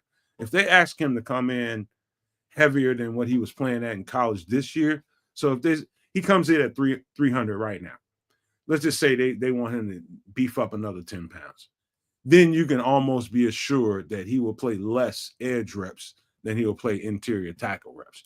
If they let him come in at the playing weight where he was most explosive in 2023, that's 290. That football player flexes out and he's giving you some edge reps. I don't think he starts as an edge whatsoever. I think he gives you some rotation there in different packages. That's what I think about Shamar Turner playing edge rusher. I think he gets you some reps there for sure. But just being an edge rusher, no, I don't think he's gonna start there, and that's where the majority of his snaps are gonna come from. I think you're bang on with all this, which really leads us back. Like, let's just get a little bit deeper into that defensive tackle position on both sides. Javon, Andrew Billings, Chris Williams, John Ford, Zacch Pickens, Shamar, and Grady Jarrett. I think it's almost clear as day that Zacch Pickens does not make this particular rotation, unless again he shows out in training camp. The rest of these guys, the rest of these guys are slated in their position, and this young man actually adds additional edge rush capability, which may jeopardize the position of a guy like Jamari Cromer as well. Right, just to put that out there. Or Chris Williams winds up on the bubble, but they just signed him as well. So I'm a little bit doubtful that they would let go Chris Williams this time around either. let me pour into my guy White Ghost and what he's trying to say to me. And he's talking about, we were just talking and having that conversation about Shamar Turner, his weight, and what they ask him to do, and different stuff that I've seen on tape. And he's pointing out the fact that Shamar Turner was 265 pounds at one time. The thing is about it, and you're right, man. This guy, I think the key to it is just to make sure that everything that you're saying, I ain't ignoring, because you got some great points here. And I'm gonna double down on it, because Shamar Turner is a guy that turned himself into a full-time defensive tackle physically. He went to the weight room, and this happens when you get to college. You get there, and you might be at this weight, and the first thing they tell you is, okay, we're gonna give you a lot of run at defensive tackle. We need you to put on at least, you at 265. We need you to put on 20 pounds. How you gonna put on the 20 pounds? Just go home, eat beans and rice for the most part, and then you start getting the reps. And here's the thing. I don't know what they're gonna ask him. What I think here's a smart move. I think if I'm Dennis Allen and I'm running that defense and I'm talking to Shamar Turner, I'm asking Shamar Turner. I'm not telling him a fucking thing, right? I'm gonna ask him, what are you most comfortable? What's your comfortable playing with? And I heard this he was interviewing with I believe it was Thayer and the other guy that do Bears Weekly or whatever it is. And he spoke about that. Somebody asked him that, and he ended up in that conversation. And they were talking about his playing weight. Where are you most comfortable at playing at? And he specifically said that he basically said my most explosive play came in 2023 when I was at about 290, 285, 290. And so, in my opinion, if they want to be smart with Shamar Turner, you keep him at that weight and just let him be the most explosive three-tech in football right now. Let him come off that ball at 280, 285. And if you want to flex him out to some edge and get you some 5-tech, some 9-tech reps out of him, then you do it. But let him play at the weight he's comfortable. Stop trying to turn him into something you want him to be. To me, that's the smart move. It's funny you say that, because that's what he said. He's like, I don't want nobody to change. I'm coming to a place where they're not going to change me. And I was like, oh, okay, all right, you do your thing. But it will be interesting when this all shakes out, because I think I think somebody unexpected is going to be cut out of this defensive tackle room. It's just a little bit too thick, and I don't think it's going to be John Ford. I think John Ford really showed us his abilities as a backup nose last season. Might be John Ford that gets on the practice squad. I don't think so. I think he stays. I think he sticks around, and I don't. Just talk for a hot second. I got to pop out for 1 minute. Sure. I don't think John Ford can be a practice squad body, and I'm just looking to see signed to 21, 2, 3. Yeah, I don't think he can be a practice squad body. He would be a free agent in March this year, so they had to pay him. He would be either cut or something to that effect, right? They can't do that with John Ford. I think he sticks around. But that being said, if you're carrying 6 on the defensive line at defensive tackle, that's a lot of humanity. Pickens is the odd man out. I think Ford outplayed Chris Williams last season, and just got to say that, because that line was a problem until John Ford jumped in. I'm going to have to say that Chris Williams is probably the other odd man out. It ain't going to be Billings unless they truly believe he's replaced by Grady Jarrett and Shamar. That's my 2 cents there. I want to transition fully off a defensive tackle before Nomad gets back, but I suppose I can. If we look at linebacker, why not? If we look at linebacker, Edwards is the man. He's one of my favorite players on this team. I think A-Man has sort of stepped into that. I'm back, bro. You're back. I moved on to linebackers here. I think A-Man takes over that Jack Sanborn role. It's really my thoughts. The chat's sort of screaming that Zach's sort of on his last legs, and I have to agree. Carl Jones is solid, but I don't believe he's going to make this squad. I just don't. Swayze Bozeman, people seem to like Swayze. I didn't see too much from him last year to really talk about it. And then you move over to middle, and you've got Tremaine. Tremaine's paid until next year before it makes any sense to really address his position.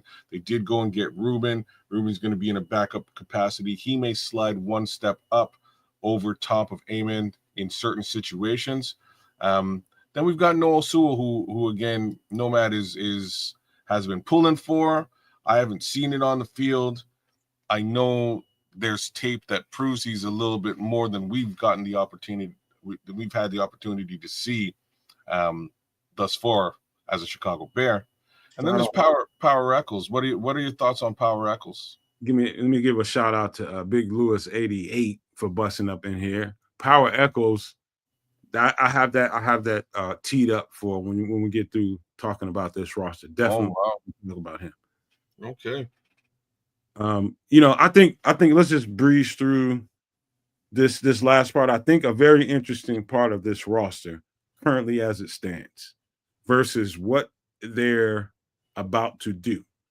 I think the question and the only question that we need to have in this DB room is who's going to transition from corner to safety. They've definitely got their eye on one of these guys and they're looking to replace it. And if you want to take my opinion, to heart, here it is. I think they're eyeballing Terrell Smith for some safety reps. And they're looking to replace that length and that weight and length. Terrell Smith is about 205, 208 pounds. He's about 6'2", 6'3", somewhere in that neighborhood. And you'll see when we pull up these guys that are coming in here for tryouts and they're going to be a part of this rookie mini camp. They're ready to try to replace that in case they go ahead and pull the trigger and make the move to put him at safety. We know they're going to give Kyler Gordon some run at safety. He openly said that he needs to learn that position. That's going to keep him on the field a little bit more. Who else? And I believe one of those corners is going to come and get some safety reps. People think it's going to be Tyree Stevenson. I beg to differ. I think it's going to be Terrell Smith. See, I would have said, I don't know. Like this is for me though. There's a lot of DBs, yo. A lot of DBs, dog. Right? I just don't see. I don't see this level of humanity actually making this team. It's kind of crazy to me. And then they went and drafted another one. Crazy, bro. If they transition,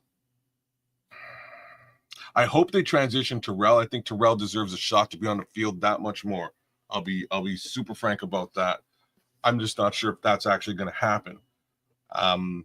I'm not sure if they really do transition anybody. I know there's words about transitioning Kyler Gordon. Kid, you know what? If it's me and I'm running that camp and I'm Dennis Allen, minus Jalen Johnson, everybody's getting some run at safety. Everybody's getting some reps. Everybody's getting some. I want to see it. Huh. I'm running everybody outside of Jalen Johnson. I'm running everybody at safety. I want to see what I got, man, because one of the things about playing corner is sometimes, like, this is why late in careers, some of these great cornerbacks end up being great safeties because they were great safeties the whole goddamn time. They were just stuck playing cornerback. They're twitchy. They're playmakers. They got a nose for the ball, and you put them to safety after they lose a little step or two and they can't run downfield like they used to and make plays on the ball like they used to. They're still great football players, and you move them to safety, and then they just naturally fits to it, just like fish to water. You know what I mean? It's just like, why even fuck around? I'm giving all these guys. I'm not married to any guy on this roster. Nobody's got a job that's safe right now. Why not give these guys reps at safety? Outside of Jalen Johnson, I'm running them all. Man, I'm just counting here. There's 18 bodies, 18 DBs on this team, man. They really got to do something about that. That they cannot retain anywhere near that number. You know, it's going to be interesting. I would like, man, You think Josh Blackwell's on the bubble? He's a guy. That's another guy that I wouldn't play as safety. He's a pure slot corner, or Yeah, he's pure and slot. and a badass special teamer too. Yeah. You know, that's why I'm asking the question. Like, I don't see Josh Blackwell being on the bubble at all. You got Sean Wade that you brought in. You got Nick McLeod. These are guys that I just don't see contributing to this particular football team. I just don't. Alex Cook, don't see it. Tysheen, don't see it. Major Burns, I do see it, but I doubt it. You know what I'm saying? Maybe Tavarius Moore is on the bubble. Maybe Amir Speed is on the bubble, although he was picked up last season, I believe, as a UDFA as well. They're paying John Owens, and he was impactful when he was on the field. There's no questions about that. His contract comes up next season.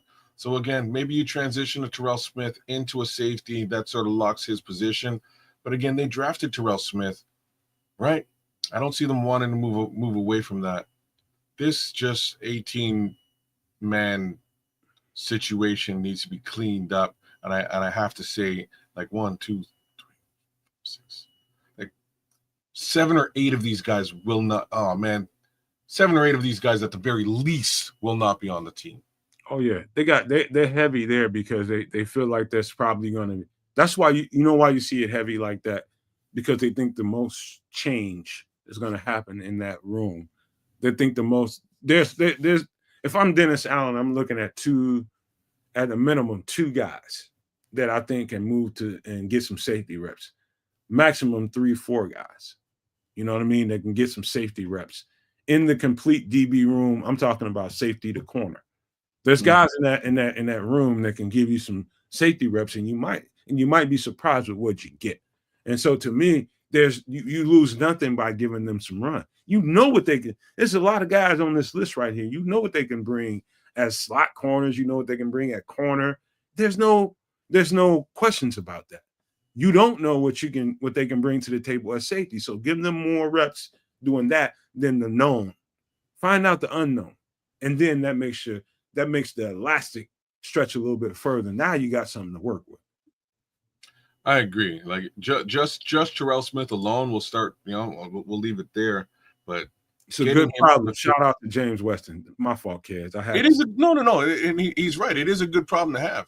And I think at the end of the day, I think getting Terrell on the field more frequently is a win-win for everybody involved. Giving him some safety reps might be a great thing. The other portion of this, you know, then I look at safety and I think that Elijah Hicks and potentially Tavarius Moore may be a little bit on the bubble. Yeah. All right. Know? We ain't got to talk about the special team guys unless you want to, because. Well, I don't. You know, I don't. But I am going to say, oh, they got themselves another kicker. Okay, cool. I don't know if you roll into the season with both of them. Oh, snap. I think you let them turf each other out in training camp. Well, I don't think you can get rid of Cairo Santos just like that because he's so automatic with it. The problem is just he knows his range, and that's when you could bring in a Jonathan Kim to follow it up. Clearly, Scott Daly's gone. There's no two ways about this. They wouldn't be looking at that to just keep Scott Daly. Like one of these 2 guys is going for sure. That's just how that is.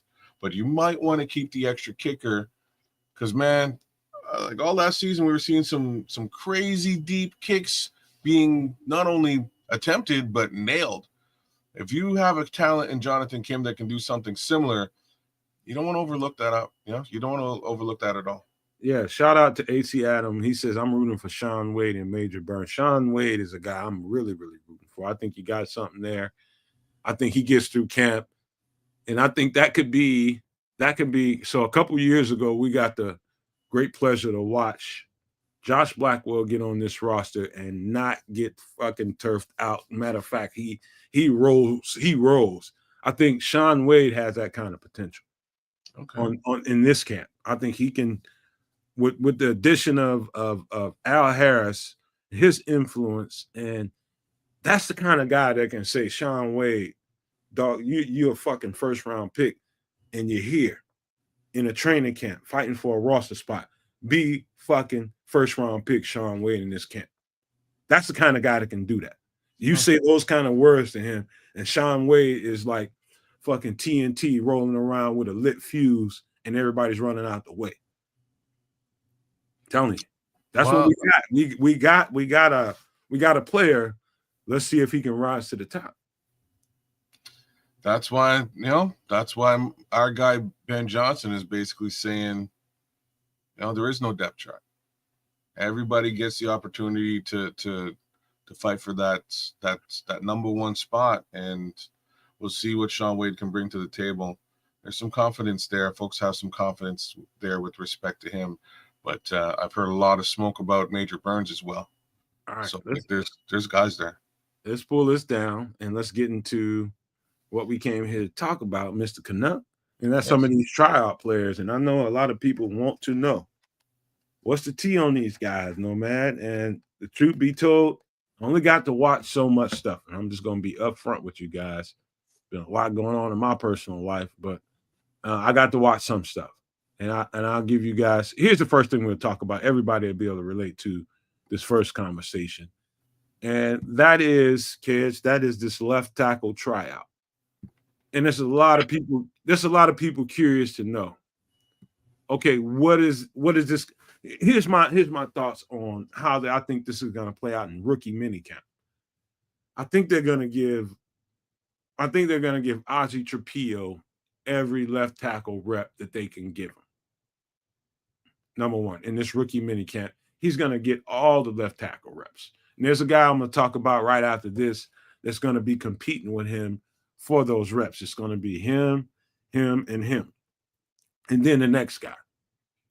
He'll get, of course, they'll throw him on the right side and give him his traditional right side reps. But for this conversation, come training camp, kids, come training camp, I believe that they're all three gonna at first start off taking left tackle reps. And I think it's gonna start off with Darnell Wright. And a year ago when I started talking about this, or so, I started talking about this, I was getting hacked up. But now people starting to come to terms with Darnell Wright might get flipped to the other side. If Darnell Wright's a better left tackle than he is a right, who knows? Maybe you leave Ozzie on the right side. To me, it makes sense. And then you got Karan Amagaji, picking up thirds for those reps, because there's going to be no Braxton Jones in his training camp at first. I think he's going to start off probably pup list or something like that, but he's not going to be a part of this camp, which opens up the vacuum for this kind of situation to happen. I don't know what you guys think, but I saw Ozzie Trapillo be a stalwart on the left side when he was at Boston College, as well as the right side. I saw Darnell Wright be a stalwart on the left side as well as on the right side. Kiran Amagaji is a natural left tackle. This is the conundrum. Who do you think shakes out here? Yikes. Yeah, I have my trepidation about that idea. You know what I mean? That move Darnell to the left, because now you're training two guys at two new positions, whereas Darnell Wright would be your actual only mainstay, your only the only guy who'd be familiar with the offensive line itself is Darnell Wright at that right position. Moving him, everybody on the line is new, doing new things. Now, to be said, it's a new scheme, so maybe it's preferred to do that now. I don't know. I think he still. I think he stays on the. I think he stays on the right, or at least I hope he stays on the right, so that now you can just focus on training one guy and developing him at the left tackle position, whether that's Ron or Ozzie. Kids, don't forget that you don't know what kind of agent he has, and you don't know what we don't know. Not just you, I don't either. We don't know what kind of pressure he might be putting on. Why this conversation is even happening It could be Darnell Wright and his people saying, make them play you on the left side, make them give you a chance on the left side. That's going to give you a better chance to get more money. Don't forget that. No, and I can respect that. I'm just not sure what's the delta here? Like, you know what I mean? Like, how much money are we talking about difference? Is it really significant between left and right? Oh yeah. You think so? Oh yeah. If that's the case, you're definitely bang on. I'm sure an agent may be harping to try and get that move put into place. You know, I would be if I was his agent. I'd be trying to get that those extra dollars when it comes time to sign up Darnell Wright to a long-term contract. If you were his agent, kids, what would you be doing? What would you be doing? Sure. No, you hit the nail on the head. I would be pumping them right now, going, hey, look, if there's an issue at left, you should probably try Darnell right now, give him a shot at left, and then work these two guys in at the other side and see what happens. My only issue with that is, again, I don't believe Karan has any looks at right.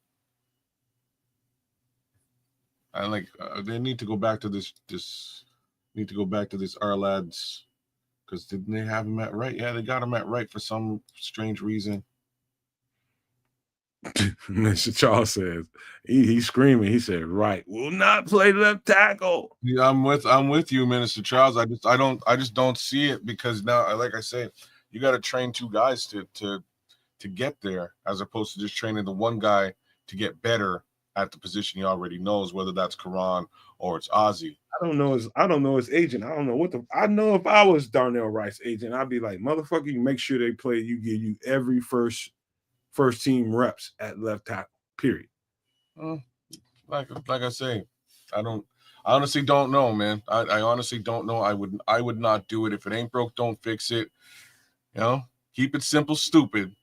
I'd keep the man where he's at and then deal with the other two guys, as opposed to now you got to train up two separate guys and make sure that they're doing, managing their responsibilities effectively.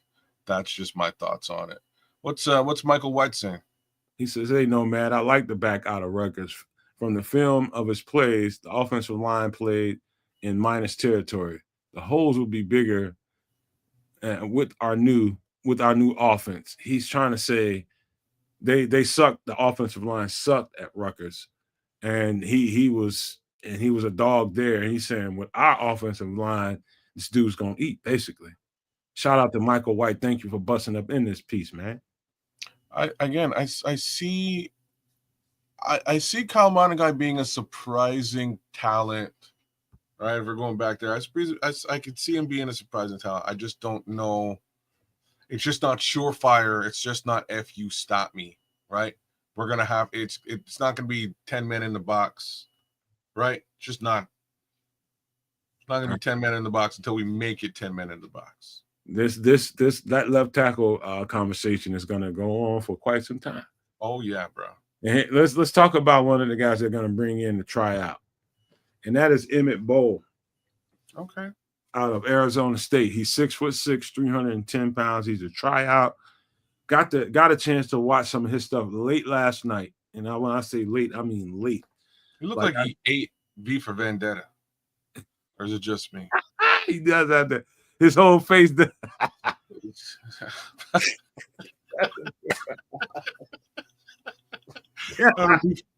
for Vendetta poster right here. I don't know if what the fuck is wrong with you? You sound like I'm just saying like that.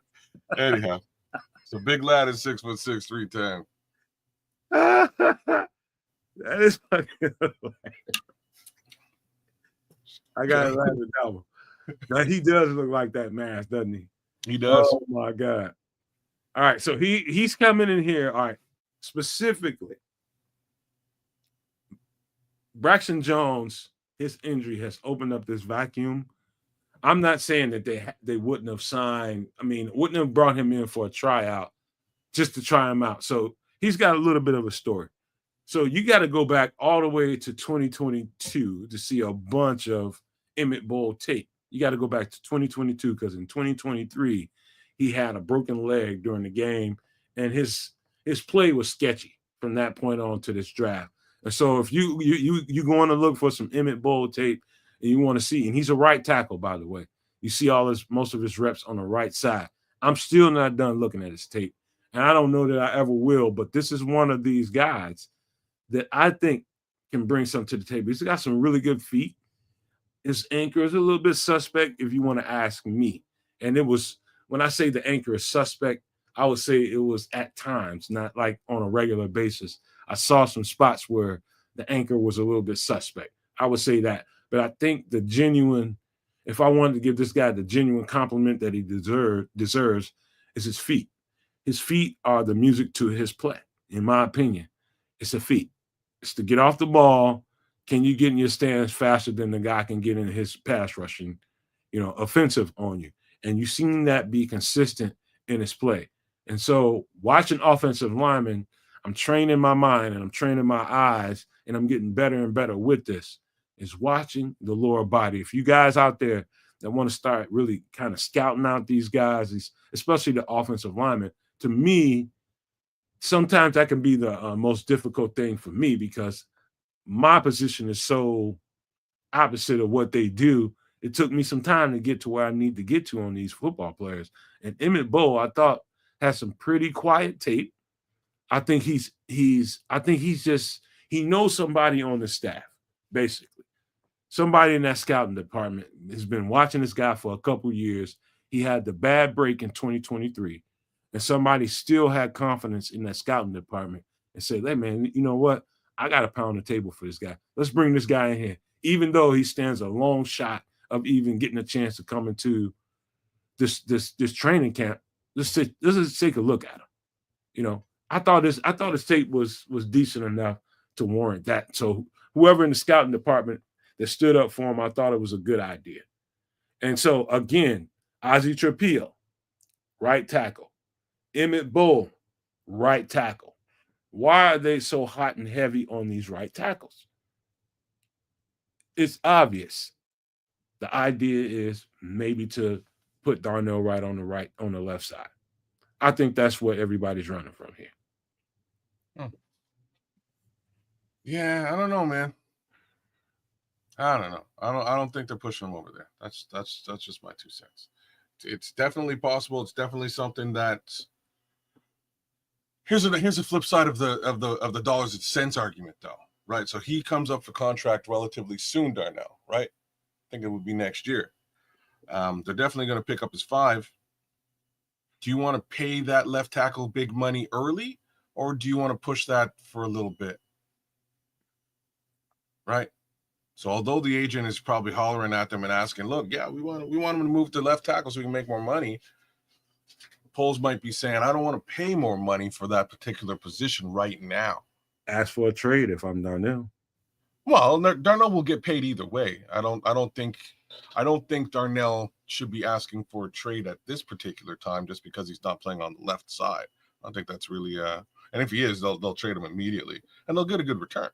But I don't think he should be asking for a trade just because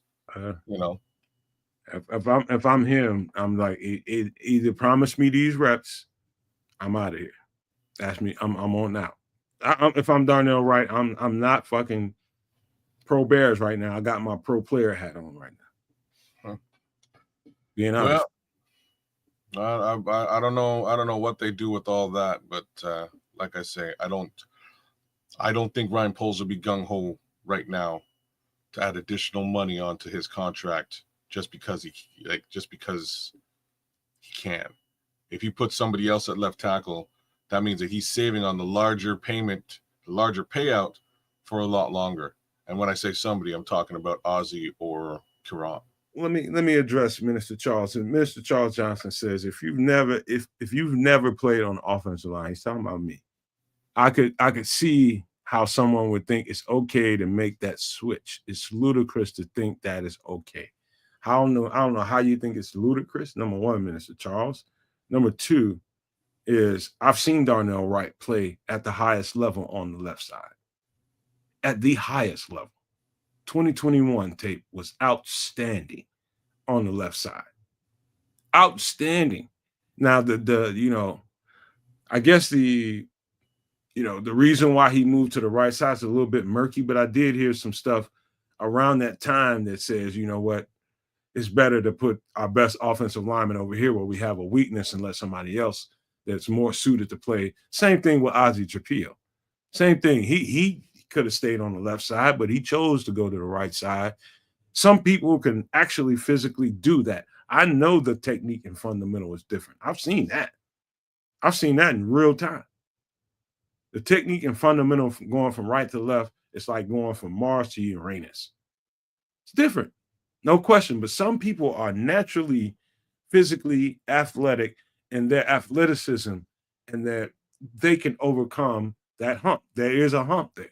You just got to give them the reps. That's it. But it's not like Darnell Wright can't do it. I think that's what you're getting at. It's like, why fuck with it because he's good on the right side? And I'm giving you some nuance to the conversation. I've seen it all. And I'm telling you, he may have an agent that could be pushing him, make Post give you some left tackle reps. And if I'm his agent, I would be saying the exact same fucking thing. Period. So we'll see what happens. That's where the money comes in. But should be interesting to see, again, Emmett Ball get his reps and what he can do with it. He just reminds me of the Canadian Eagle, to be honest with you. Very similar measurements. But I have a little bit of faith in Theo Benedict. I'll be honest. A, he's Canadian. B, I know there was 0 sacks on his quarterback in university and college. 0 sacks on either side. The other tackle is on the Detroit Lions from that particular BC, not BC Lions, but BC University of British Columbia team. No sacks for I think 2 years running, which is just a crazy little stat. All right, you're gonna get a raise, secret agent, man, for Theo Benedict. You're gonna get a raise. There you go. We got to get to the next conversation, and that is a safety. I heard somebody talking about it earlier in the chat, and it seems to me, this looking at these two guys on tape. This is Major Burns out of LSU. This is Tysheem Johnson out of Oregon. Seen both of the tapes. Kids, I think they're preparing for the day that Jaquan Brisker, if the day comes that Jaquan Brisker is not a part of this team, and they're looking for some options. They're looking for some dynamic. And what I see on tape for Major Burns and Tysheem Johnson is mostly box play. What is the strong safety mostly doing? Playing in the box, right? And so they're looking for some. Both of these guys they are signed UDFAs. They will be in camp unless something crazy happens during rookie minicamp. They will be in camp. But both of those guys, I think, in my opinion, I think their tapes are limited to box safety. I don't think free safety is on the menu for either one of these guys. I think it's box safety, period. Well, considering a certain box safety regularly gets concussions, I think that's a good look for this team. Very good look for these guys to potentially see the light of day and see the field as well. But I think maybe we need a little bit of help by way of free safety. No, I don't think we do. Now that I'm looking back, looking at these frees, I think we're Arlads has Tysheem listed as a free, but you're saying from what you could tell, he plays more in the box? Both of them. Both of them. I've seen some variation for Major Burns a little bit, Tysheem Johnson a little bit, but definitely the coaches saw their strong suits as playing in the box. Tacklers, guys that can play close to the line of scrimmage and close to the ball. Well, we need that kind of support for Jaquan. So it's almost that simple. Do you think John Owens can play free? No. What about Tarvius Moore? Not on a regular basis. He can get you out of a game if you need him to, because he's got that kind of skin in the game. He knows the game. He knows what he's looking at. He can get you out of the game, but he in a expanded, I would just say, in an expanded role at playing free safety. Let's just say you had to plan for, let's just say a guy was going to be out 2 to 3 weeks, right? Your free safety. and you got and he's your backup free safety, you're gonna get torched over the top. They're gonna burn the shit out of you. Yikes. Or he be making big money right now because everywhere else, I think Jonathan Owens is a dog. Well, they're gonna have to figure out this DB room situation altogether. It just looks a little bit shaky, but the upside is for these two potential young men, this might work out very well. So safeties, Major Burns, Tyson Johnson, unless something, knocking on wood, unless something happens in rookie minicamp or they don't make it to camp, these guys will be to camp. They will be at camp pushing somebody for jobs. And I think between the two of them, one of them will edge each other out, and one of them is going to challenge some actual guy on. One of these guys, I think, is going to get a spot at least on the practice squad. One of these two guys. I agree. At the very minimum. Let's get to the next conversation. Now, the linebackers, this was mentioned too. What you see here is Michael Baton and Power Echols. Power Echols is the signed UDFA from North Carolina. Michael Baton is coming for a tryout and rookie minicamp. What they did is try to find two guys who bring two similar traits to the table. And to me, it ain't no question. I will continue to look at some Michael Baton or Batten, whatever his name is. And I apologize if I butchered his name, but you're basically looking at the same football player in a different uniform. Between Michael Batten and Power Echols? The only difference is I think Power Echols is a much better cover corner. When I say much better, I think they're the same in about a 15-yard radius, kids. So let's just say if the ball stayed underneath, I think they're the same linebacker. But if it goes over the top, I think Power Echols has a, some people say he's got a slow 40, 48, 49, something like that, 40. But this guy can make a play on the ball. So his game speed is different than what he's clocked at on the 40. But you're looking at almost the exact same. I know what they're doing here. They're getting two guys, one they signed and one they want to push the guy that got signed and turf him out of his spot. One of these guys is going to make it to camp. One of them ain't. I think it's going to be Power Echols because I think Power Echols, his field awareness and his long-range coverage ability is better than Michael Batten. But between 15 yards and under, Michael Batten, they're the same linebacker. Great instincts, and both make plays on the ball, side to side, sideline to sideline speed. I think both of them, game speed is pretty good. So I think you're looking at the same guy. They're just trying to see if one can turf the other one out. Tough to say. That linebacker room is getting a little bit heavy. So I think one of these guys winds up on the practice squad. I'm assuming it's Michael Batten over, Power Echols over Michael Batten. I think Michael Batten winds up on the practice squad for sure.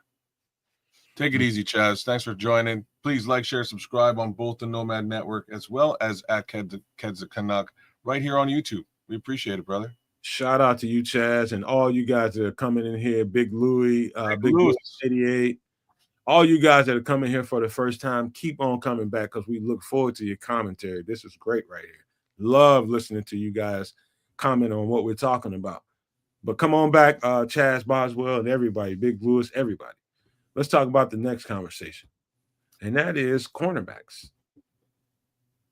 So you're looking at Devin Kirkwood from UCLA, 6'3", 197 pounds, versus Isaiah Green from Campbell University, 6 foot, 200 pounds. Well, do you see any similarities here whatsoever? Just based off the graphics, do you see anything? And then also, kids, factor in what we were talking about earlier. Yeah, so the first thing to factor in is that I counted 18 bodies in that DB room. We just ramped that up to 20, right? With these two additions. Here's the thing, though. A 6'3", 197, 197 pound DB He's a bit of a game changer. That changes length. That changes, over the top ability for the most part. That's a that. Let me give you a tip. Both of them have long ass arms. Oh, fair enough. I'm just now looking at at Isaiah Green's arms now that you say it, but arms, potential vertical. There's a little bit of a threat here for both of them. I think Devin Kirkwood might be the bigger threat. But one more time, this is a situation where I don't believe anybody in this DB room really gives that kind of I gotta look. I don't think anybody gives that kind of range. It's a little bit different. Nick McLeod's about 6 foot. Yeah. This will be very interesting. Nobody has these kind of measurables here. This Zacch Frazier, the same kind of corner. He is, but he isn't. He's not that tall. They have Zacch Frazier listed here at 6.3, not 6.30. Let me correct my words. It is Zay Frazier, not Zacch. You're right. But they have him a fair amount shorter than this young man here, Devin Kirkwood. I just think he might bring a little bit of a different look to that DB room, and I think that might be interesting to Dennis Allen. Sometimes, kids, I think you have to just read the plain ass language in the recruitment versus what you see on the roster versus what you hear in conversation. So you add them all up, and you hear Dennis Allen talking about, I want to see guys get reps at safety. You're talking about pulling cornerback reps from Kyler Gordon and playing him at safety. Who's going to fill in that role at corner?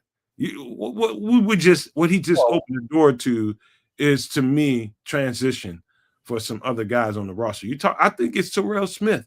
Terrell Smith has these kind of traits. Yeah, no, you're 1,000,000,000%. The only little pushback is just that if Kyler's nickel corner, he's only on when they're in nickel. So, what Dennis Allen was really saying is that they want him on the field much more frequently. How can we accomplish that? So, I mean, if they put him at the safety position in one way, shape, or form, Kyle's on the field doing stuff, making plays, much more so than he is sitting on the bench. And that's like the only downside to him being such a powerhouse at the nickel position. You're not running nickel all the time. So here's a better way to look at it. Yeah. So let's just say Jaquan Brisker, and I'm knocking on wood, he goes down during the game, and you completely move Kyler to safety. Mm-hmm.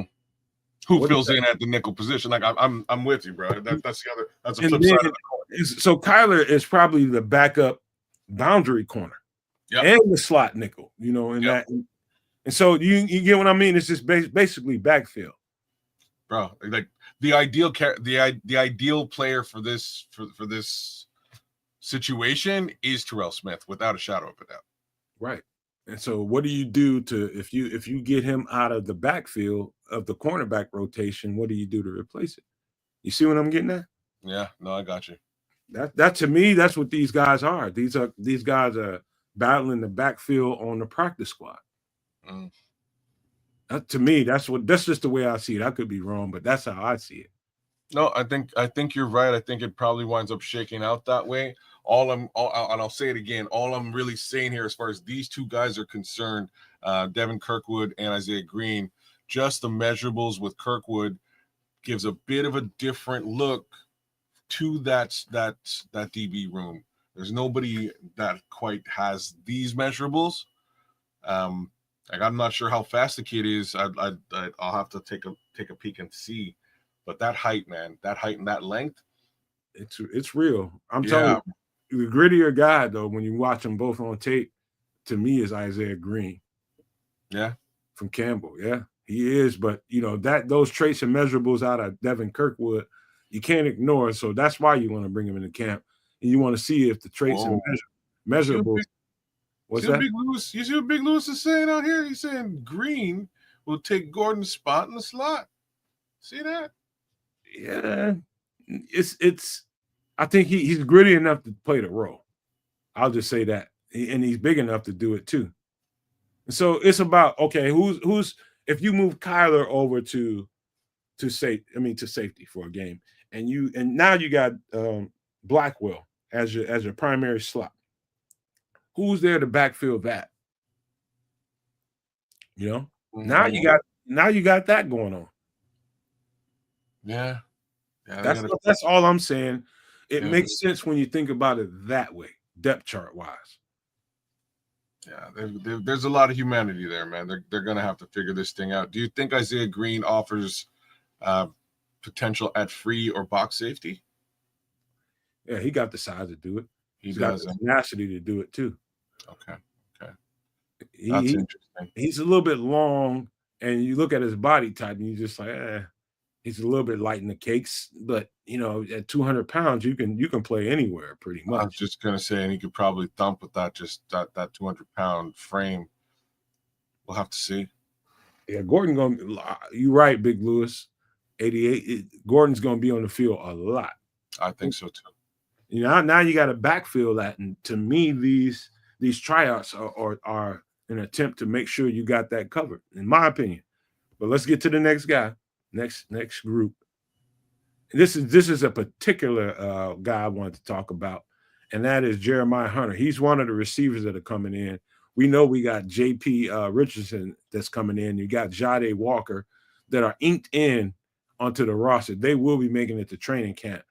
This guy is here to show if he can bring something to the table to warrant them putting an extra receiver in the mix of this. And what I saw on tape, kids, was I'm gonna give you the downside first. He's not a natural hands catcher. He's 6'2", 212 pounds. He's not a natural hands catcher, but he's definitely your go-to guy on third downs when you need to make a play. I've seen body catchers in the league.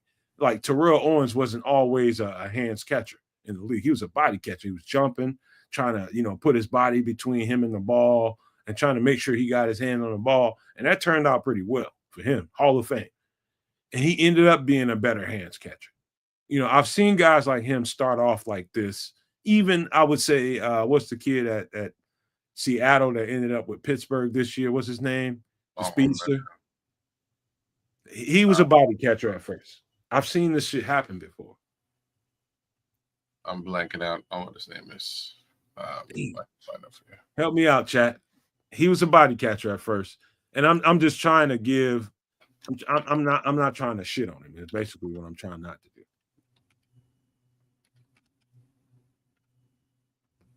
You're actually looking for him, ain't you? Mm-hmm. Brain farts are real. Yeah, I can't remember right now. Seahawks of Pittsburgh. No. It's the track guy. Come on, DK Metcalf. Oh, DK. There it is. Andre Bryant. Shout out to Andre Bryant. And so I'm not comparing him to DK Metcalf. DK Metcalf has Olympic track speed. No comparison to DK Metcalf. I'm giving you an example of somebody that started off one way and ended up, where he is. He has no speed anywhere near that realm. He's not even in the same fucking universe. But what he can bring to the table is a guy that can flex from X, he can play Z, and he can play slot, and he's not scared to take that slant pass over the middle and take that hit. He's a body catcher. That is, to me, the only problem with Jeremiah Hunter, or he would have been drafted. I'm not saying he doesn't have hands. He's just not sure about them yet. And I've seen guys like this. I played against guys like this that aren't sure with their hands, and they catch it with their body. They put their body in front of the ball as insurance. And as time goes on, these players like this, they tend to, just develop and get more comfortable with time. They get more reps. And this guy's right. I think he's probably going to get cut. But I think if he was to excel past expectations, I think he gets a chance at, maybe a chance at a training camp, and we see what happens there. But he's not bad, man. I would just say that. Again, crazy measurables at 6'2", 212. He runs about exactly that fast too, right? So he ran a 4.75 Yeah, he's not fast at at all. the combine. So he's not a speed demon, but he's a 50-50 ball guy. We'll see how that works out in training camp. There's a lot of humanity at the wide receiver position as well, right? They got to sort of sort through, and there will be a few cuts. Here's a more interesting conversation. And I don't know how interesting it is. It's not very interesting to me. I know what they're going to do, but it's worth talking about. This is tight end Dominique Mazzotti from UMass. He's 6'4", 223 pounds. He's coming in as a tryout. And obviously, now you think about this in the totality of what we just did in the draft. I believe that, and it's obvious to me, and kids, you can tell me what you think. It's obvious to me that they didn't have enough wiggle at the tight end position. They didn't. They had a tight end that was decent at movement and very, very limited. I would just say Cole Kmet was as far as a move tight end goes, a receiving tight end goes. And they thought, okay, I like what we got in Cole Kmet, but I do think we need to get a receiver that can a tight end that can be more of a receiver to make the offense more dynamic. Now, what do you do to backfill that position? You have a choice. You either going to keep one of these guys on the roster to be more of the blocking tight end and make that your priority, or you're going to get the backup to Colston Loveland in case he goes down, somebody that can move, somebody that can be a receiver. Definitely Dominique Mazzotti fits that he's only 223 pounds. You know, he's definitely that. Yeah, he could put on a little bit of size, but they're really tripling down on this tight end position, and maybe that's what needs to be done. I just it's hard for me to see now six guys, 6 players dedicated to the tight end room. It's just astronomical to me. But does this make any sense to you that we watched the whole season, kids? We watched it game by game, play by play. You didn't have dynamic at tight end whatsoever. None. That's fair. Like they're really trying to position Cole Kmet to be dynamic. I think a lot of that happened and occurred just a little bit deeper into the season because Caleb just wasn't hitting them with passes. So you want to give him some other opportunity to make some hay. And I think he did with, for what it's worth, but a little bit more competition in this room isn't going to hurt anybody. Shout out to Craig who just busted up in here. Shout out, man. Love to see you here. Keep on coming back because the conversation just gets better and better on this channel. I don't know if you're just now finding this, but trust me when I tell you, it gets better and better. Let's get to the next tight end, actually. This is more of now. Let me set this conversation up the right way. All right. Now, if you're looking at a tight end that's going to be more of your inline tight end, I mean, closer to the line of scrimmage, playing your extra offensive lineman, you need a certain guy of a certain body type with certain traits, right? Here it is.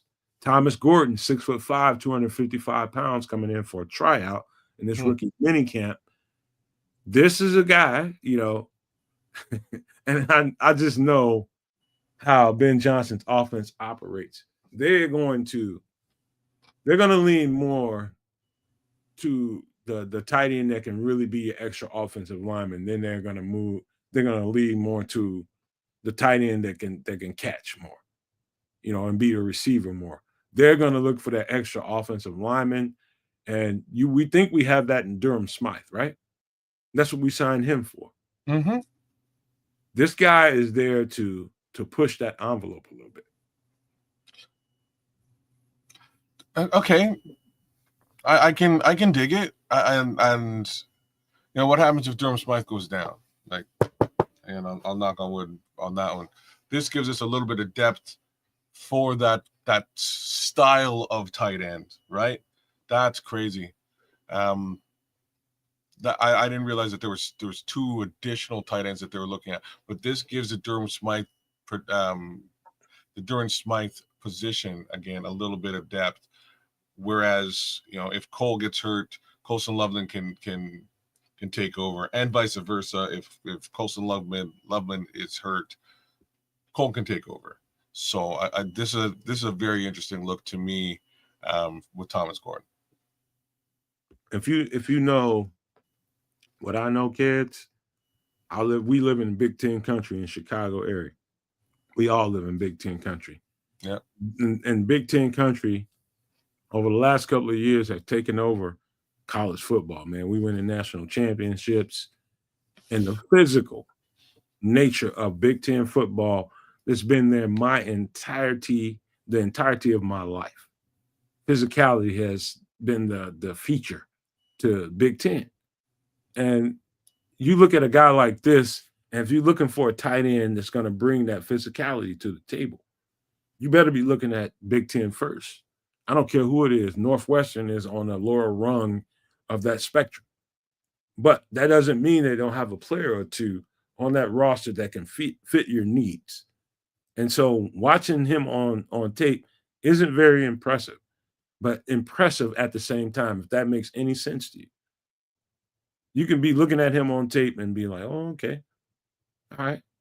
He fits a role. And remember, kids, we're talking about a team that's coming in and turfing out the old regime and looking to, replace some guys. And so I just wanted to say that about Thomas Gordon. 6'5", 255 pounds, going to be a tryout. Fat chance that he makes the roster, but I absolutely see what they're doing here. Like in my opinion, I think definitely a practice squad body, but I can see what you're saying here. It would actually add viable. Yeah, like Big Lewis is kind of saying it. Komet was not happy about being a lineman last year. I think that this guy as a lineman, type tight end, it might be an effective depth piece, right behind the other one. So which then allows Komet and Loveland to sort of be interchangeable if the need be, or multiple. You can line them up together if you're really not looking to add that additional lineman to the line, right? It's an interesting move. I didn't realize Thomas Gordon was also on the take too. That's what you got Nomad for, man. But you're right, Notch. Some testicular fortitude can go a long way at the tight end position. I seen Cole Komet nut up too many times when he had to pull and go smack somebody right in the face, go run through somebody's face mask. He nutted up and he just whiffed. He did it colorfully too. He made it look like, okay, I just missed my block. No, you whiff, motherfucker. Real coach and real football people will see that on tape, as Naj did, and he doesn't have the testicular fortitude to smash people up. Or he just thought he was just too good to do it. Now I'm too good. You relegated to this kind of role or something. No, dude. I'm gonna give him one little bit of pass on this, and it might just be that he was pissed. He might have just been pissed off. Like now they got me blocking, and they won't even utilize me in the actual offense. So like maybe that's what it was, and I don't know. It was just more. It wasn't working last season. I love what Nat said. He's just like a blind matador. Oh wow! And Big Lewis says, that's not his game, man. You can't be punking out, man, when you got a role to play.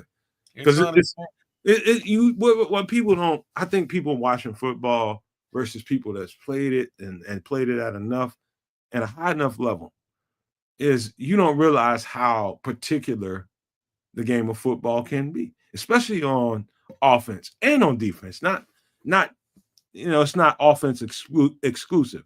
I'm talking about doing your goddamn job. And if you're a tight end, as Thomas Gordon is, 6'5", 255 pounds, know your job is to smack the shit out of somebody. Your job is to smack the hell out of somebody and make somebody else's play happen. And to think that there's no value to that, and to think that that's not your particular role, that's not what you're good at, put all that shit to the side. Either you're going to play your role or you're not. No block, no rock. Wow. And Cole Kmet was one of the guys on film last year that stood out to me as one of those particular players that probably should be circled when it comes to that. Naj knows it. Yeah, but like I said, you also look at the flip side of this. He was also not being utilized as a portion of the offense outside of. That don't mean you pussy up when it's time for you to do your job. I agree with that as a comment. I'm just saying that psychologically, sometimes that's the end result of going out there week on week on week and not seeing a pass thrown in your direction. Oh, now I'm like, let's just relate this to Darnell Mooney and him leaving the Bears, when he did.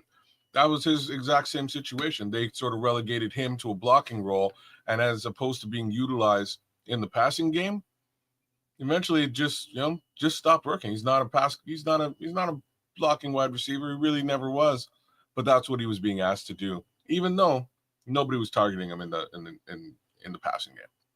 So it's a bit of a weird ask, but it's an ask, and there's a requirement. Fact is, somebody has to fulfill it. And last season, the ask was being made to Cole Kmet, and I'm not sure if it was that he was incapable of doing it or that he didn't want to do it. Look at this. This is called role reversal. Ked's a Canuck is being pro player, and not the opposite way around. Hey, man, sometimes I don't know. What is it about Cole Kmet that you feel the need to protect? I don't feel the need to protect him at all. I'm just saying that, like, here's really what I'm saying. I'm worried, bro. I'm straight up and down. The reason I'm being pro player here is that I'm worried that these two selections were made because there is a lack of connection, of continuity, there's no there's no cohesion between Caleb and specifically Cole Kmet. This may also lean towards DJ Moore too, right? So at this present time, I'd like to think that that's not the case, and everything is sunshine and rainbows, and it'll all work out with all of these players in the same position. I'm just thinking down the road, hey, man, they may just be trade bait, and that's kind of what y'all looking at, Richard, we're still doing it. Don't worry, we're about to round it off here in a minute, man, but I can't believe, like, Cole Kmet. I think Cole Kmet is one of your favorites since I've known you, kids. He's one of your guys. No, not really. I think so, man. I think Cole Kmet is one of you guys. Yeah. I think what we just got through watching last year, and you put that on Caleb Williams, you put that on the offense, you put that on whoever you want to put it on. But we just paid the guy, and we didn't get our money's worth out of him. And I think that's the crux of how everybody feels about him, not just you. I think most people feel that way about him. We just paid this guy a pretty handsome ransom, and this is what we get for him. And the reception part of it, how many times you're getting targeted, that's one part. But when you're asked to do the non-nuanced things, and that is just block and execute your blocking assignment, and only in an 11-man situation, all it takes is one person not to get their assignment right, and the whole play is fucked. Yep. I don't think people understand that. And too many times I saw Cole Kmet be the reason why the whole play was fucked. And I'm talking about DeAndre Swift, his runs and all that kind of stuff, DJ Moore on reverses, whoever else was involved in that situation. Too many times, kids. Cole Kmet was he was basically the swollen titty. I cannot argue with this. There was one too many missed blocks courtesy of Cole Kmet that I cannot, I cannot overlook. So you know, a guy like Thomas Gordon does sort of come into play, and he might be a little bit of a better look down the road for stuff like this. But All right. yeah, We'll keep it funky, man. We'll keep it moving. Hold on a second. My mouse went dead, and I will reset it. yeah. But here's the next guy, and this is just we went all the way from tight end to edge conversation. This is Cole Nelson, 6'3", 251 pounds, a tryout out of Virginia Tech. Now, all offseason, the entirety of this offseason, when we were looking at these players in the draft, we've been, I think it's a lot of people, including myself, towards the end of the prospect review part. You know, there's a bunch of people that felt like, you know, we need a quicker, twitchier, you know, just pure pass rusher type of defensive end. And this is the closest thing we've gotten to it, other than Daniel Hardy, that's already on the roster. Period. This is the closest thing, and this is that group in there inside the Bears. You know, You ain't gonna do it. This is Dennis Allen being basically resistant to this type of player, because it's hard to find him in any of his tape at New Orleans. I think they had a player or two in the I guess the 3 to 5 years that I looked at. You can't find a guy with these kind of measurables. 6'3", 251 pounds. Cole Nelson out of Virginia Tech. He's a speed edge rusher. Coming in for a tryout in rookie mini camp, trying to prove something to somebody in that building, saying, hey, I'm worth bringing into your camp. That's what this is all about. What okay, all right. Sorry. Those are trying to get some details on Cole Nelson here, specifically his 40 time. Is he a speed edge? He's speedy. He's not bad, right?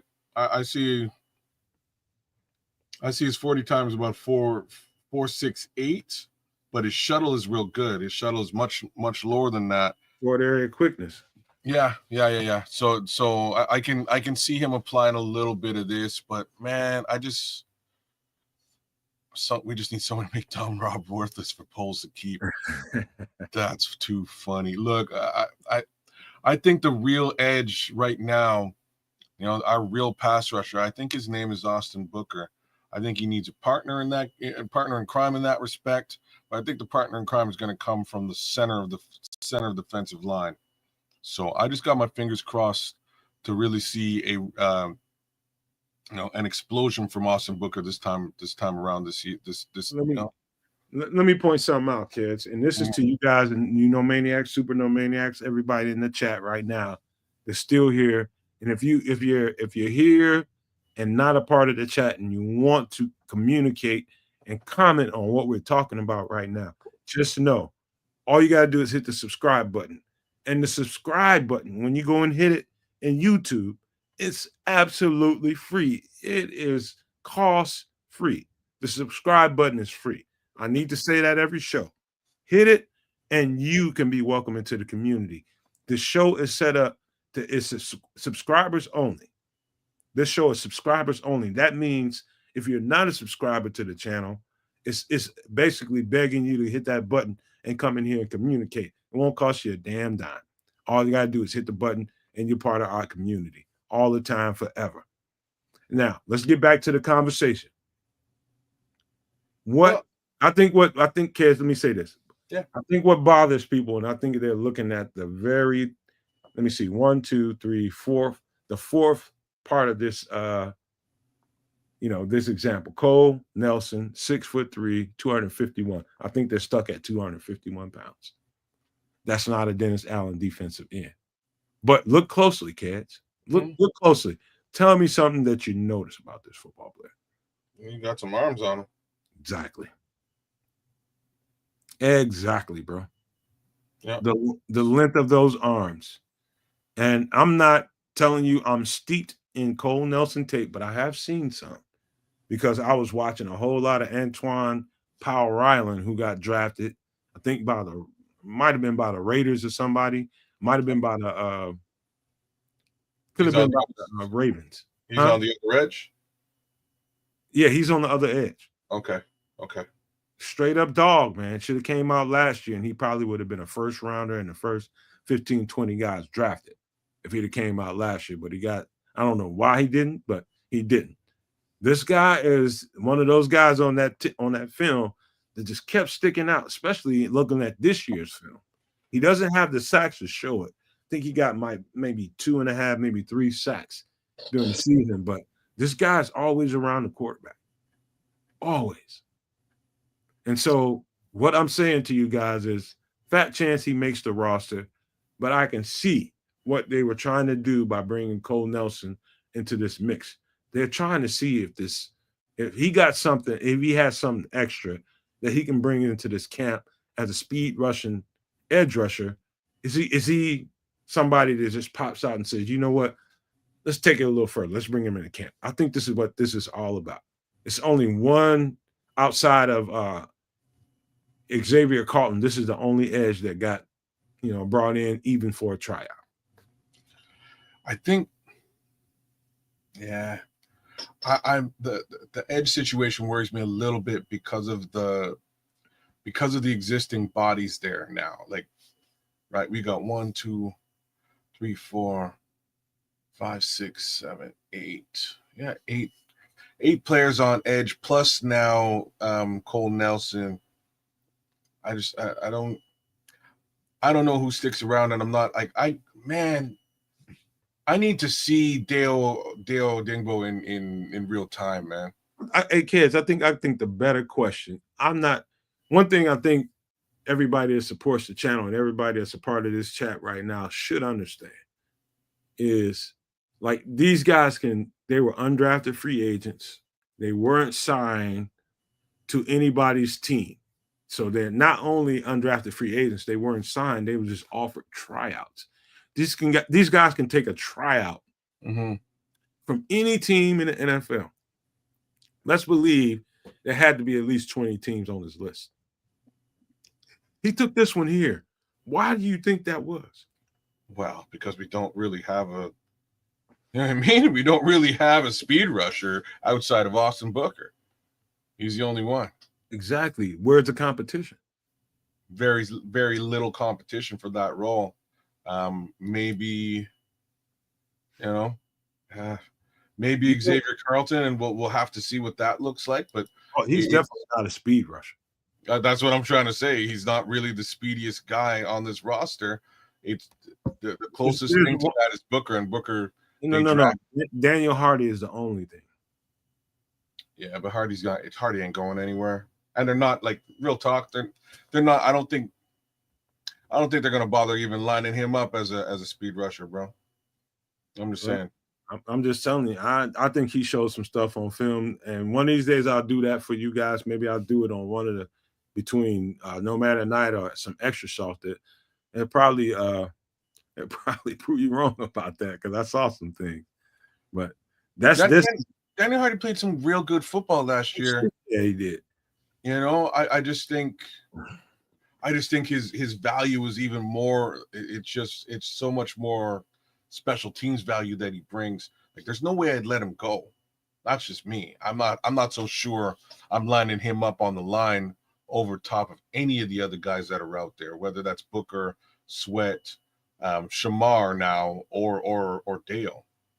But maybe once in a while, maybe like I could see him in a NASCAR package with Booker. To be honest with you, it would work out. All right. So one last guy to talk about before we get ready to get up out of here, and that is this guy right here. It's a lot of people that hey, we should have drafted a center. We should have did. Listen, we did. This is Vershawn Lee out of South Carolina, 6'4", 314 pounds. He's coming in as a tryout. Now, just on the pure measurements, the measurables alone, this is exactly, in my opinion, what you're looking for. This is the perfect size for a center to me. Look at how he's built. Look at the depth. I mean, look at the thickness to him, man. He's just a thick dude. And here's the additional part of what I think Rashawn Lee can bring to the table that really, why did he even accept this invitation to try out? We just got a 26-year-old center, right? We just got a 26-year-old center. There must be question marks for the backup center spot, right? There must be. Or, because his agent had to do the depth evaluation. There's questions about the backup center. And so when you got a guy that comes in that started at the highest level in college football, and that is the SEC offensive lineman, if you played against the monsters of all monsters all across the United States of America and you remain as a starting center, that means you get a feather in your cap, don't you, kids? Those are monsters in the SEC, dude. Absolutely. And so this guy is coming in again. I'm not gonna say that he's coming in and he's gonna get a roster spot for training camp. I'm not saying that, but understand what I'm saying when I say the reasons why you would bring this guy in for a tryout is understandable, right? Mm-hmm. I think it has a little bit to do with the Stromberg injury case scenario. I also think it has a little bit to do with the fact that I don't think Doug Kramer actually makes this roster. Although I believe they just paid him some money. I don't feel he makes the 53-man roster. That's just me. I don't. Chris Glazer has very similar. He has a very similar build as to this particular gentleman here, right? Very similar. He's 6'4", 300 as opposed to 314. And he's got a little bit of history in the NFL. He's a little bit older. So, actually, he's 25 years old. He's not that old. Maybe, I'm not sure. There's something going on with this center position as far as the Bears is concerned. I don't think they're settled here at all. Let me tap into that a little bit, Cass, to remember this. We got Dan Roshar here. He's not Chris Morgan. Those guys that we have inside the building. And it's just the conversation we had to start this whole thing about the depth chart is to remember we have a new regime that's coming in here and turfing out this old regime, and it's a hostile takeover. And as much as we might have liked this player or that player on the previous regime, they're seeing this scouting department, in addition to this coaching staff, are seeing other players that they think can come in and give us something else. And so this is why I highlighted this. There's probably about 5 or 6 more guys that I did not highlight. I just had to highlight this because there's a lot of people that said to me, hey, Nomad, we still didn't do nothing with who's the backup center and all this kind of stuff. This is one of those guys that, quiet as kept, he can show some stuff in rookie minicamp, and it's probably a whole lot to do with physicality. I think it's about communication with centers. They want to see how well you can communicate, how well you can retain information and be able to verbalize it out, how well you're able to read and be able to, on the drop of a dime, be able to recite something or see something, change something. I think they're looking for communication. They know that he has a physical traits. You can look at him and tell he has a physical traits. Oh, yeah. And you do the other stuff, and that's from the neck up aspect of what it is to play offensive line, in particular center. You know what I mean? They're going to lay a lot on this guy and see if he can retain it, be able to spit it out verbally, and know what to do given those situations they set them up for in this rookie minicamp. And I think that's the learning curve for him. So good old Nodge kind of put me, and same with White Ghost. Shout out to both y'all. Y'all kind of put me in the right position here. Like Bates has been known to play center as well, but signing a dude like Rashawn Lee saves you a bunch of money if you want to transition away from Bates and still have a little bit more backup on that center, for that center role. So I can see them transitioning away from Ryan Bates just to make sense of things, bringing back, $3.5 to $4 million, put that back in the piggy bank, and like you either sort of sign Chris Glazer or you sign Vershawn Lee, depending on who looks better in camp. Yeah. Hey, we're looking at you guys. We're looking at you could sign them both if they had it. If you have the bodies, if you know what I mean. If you have additional headcount, you can utilize. You could sign both of them for much less than you're paying Ryan Bates right now. I think who just asked that. Big Lewis 88 says he says, can he play guards? I can't tell you I'm that far into the tape, Lewis. I'm just being 100% honest with you. I've seen like the scab surface of Vershawn Lee's tape, and all I see is center so far. I can't tell you that I saw guards play, but usually, a center can play a guard. Usually, it's hard for a guard to play center if he hasn't had those reps.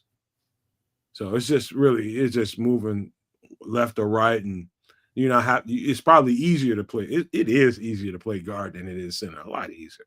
You got to know you got to be able to recognize what's going on the defense. You also have to snap that football effectively and get it into the right place for your quarterback to do his job. So there's a couple of additional requirements there, as opposed to just busting heads on the line. We've seen Cody Whitehair transition in and out of those two roles. And yes, Cody Whitehair is an amazing guard. He's a Pro Bowl guard. Definitely not a Pro Bowl center. This is a big dude, man. I watched this guy a little bit, and to be honest with you, it looked like chaos on South Carolina's offensive line to me. Like, I didn't see a player there on that offensive line, and that's hard to say on South Carolina's offensive line. There's usually a player or two that's going to be like, okay, pay close attention to him, Nomad, come back to his tape. It wasn't a guy on there. It might have been a guy a little bit later on, like, okay, this might be a nice look for the Bears, but it wasn't a guy on there that was just like this. That line looked like it was totally discombobulated. And I think, in my opinion, they were decent, more than decent in other areas of the team. I think the offensive line struggled. But I think this was the stalwart. This guy was the one that kept it together. Vershawn Lee, 6'4", 314 pounds. I think he was a standout in that mess. It's just like it was bad, but he was a standout in it. I'm asking one question here, and that's like, how many centers do you think that they take into the season? How many do you think make the 53-man roster? How many centers on this team? Yeah. 3. 3? That make the 53? Mm-hmm. 2. Yeah. 2. If you're saying 2, here's how she goes. Obviously, Drew Domin will be the guy. The projected backup would be Ricky Stromberg. Big, huge, honking question mark under which, are you healthy, Ricky, or not? Well, let me throw a little bit two more cents into that.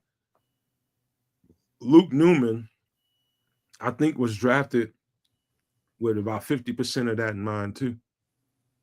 That's perfect, because then you got a backup. You got a guard who can swing into center.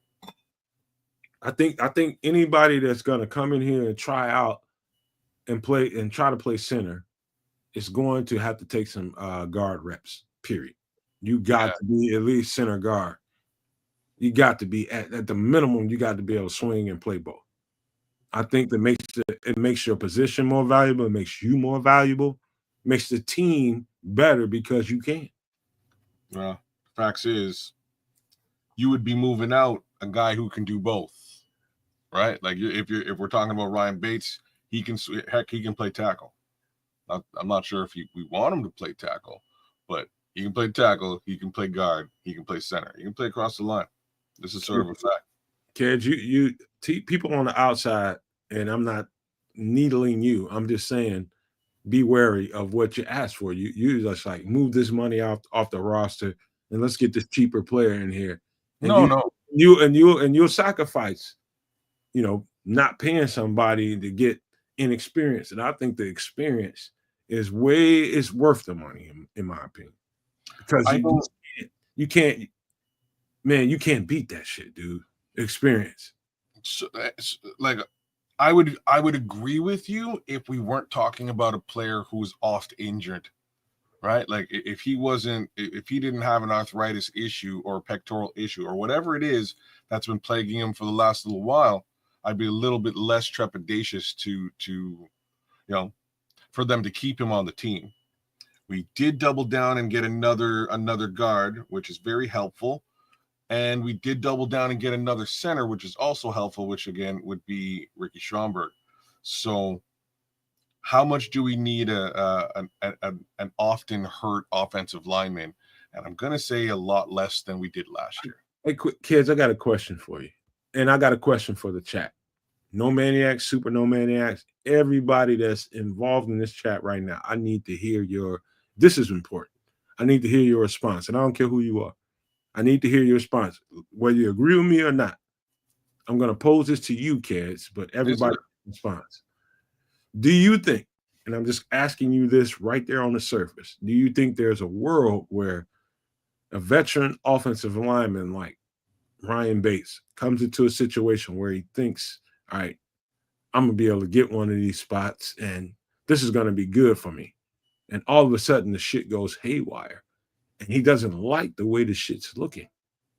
And so he personally goes and phantoms an injury just to get out of this fucked shit that he's in.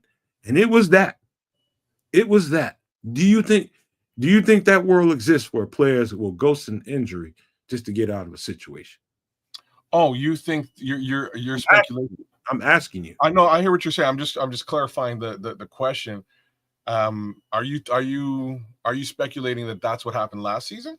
I'm just asking. I'll finish it I know, up. but is that speculation for how things? It's very possible. Okay, all right. That's. There's only one reason why I would say no. Look at Andre Bryan. Nate Davis did it. He's damn straight he did. Right. So the only reason why I'm just asking you, does that world exist, Kansas? It exists, with the difference being Ryan Bates is in a position to make more money. Nate Davis really wasn't. Nate Davis got a big payday. Ryan Bates got he got paid a little bit. Right? You know what I'm saying? He got paid the end portion of the exact same deal that Ryan Poles had positioned 2 years prior that the Buffalo Bills matched. So it's just the last 2 years. This is year 2 out of all that, right? So I don't think that Ryan Bates did it. He has or will do it. He has the position to he's in the position to make more money and get a bigger payday. Nate Davis made $30 million and ghosted us. You know what I mean? He was good to go. He was y'all sign me for $30 million. I don't really need more money. I'm straight. Right? Like Nate was straight. Read the room. Right? Richard Long says it's probably harder to play hurt when your team is losing. There's another one, mind you. Well, and you can see that the other way around, Richard. It's probably easier to be hurt when your team is losing. Here's the thing. I think every no maniac and super no maniac should know. Take this from a former football player. It's like when you're in college, every game means everything to you. In high school, every game means everything to you. And I came out pre-NIL. You know, when my body wasn't worth a goddamn dime in college, my performance made a difference out there on the field. Versus now, when you've already gotten a little money and you're an NFL player, and now you're in a situation where now my body is everything to me. My future is everything to me. And why should I sacrifice a year on a nothing ass team? Why would I sacrifice a year to my body on a nothing ass team when I know I have an out? And I can play it. I'm probably gonna get all kind of shrapnel from the fan base and everybody else that's associated with this team because I'm doing this. I know I can set it up with the team where it looks like I'm injured and it appears as though I can't play. No, you cannot be that gung-ho, I want to play for this team and I'll break my arm and chop my finger off just to play for this team. No, ain't nobody thinking like that no more. I don't know about that one. No, ain't nobody thinking like that. They're waiting on the next contract, bro. That's it. So what about the homie from last year who did?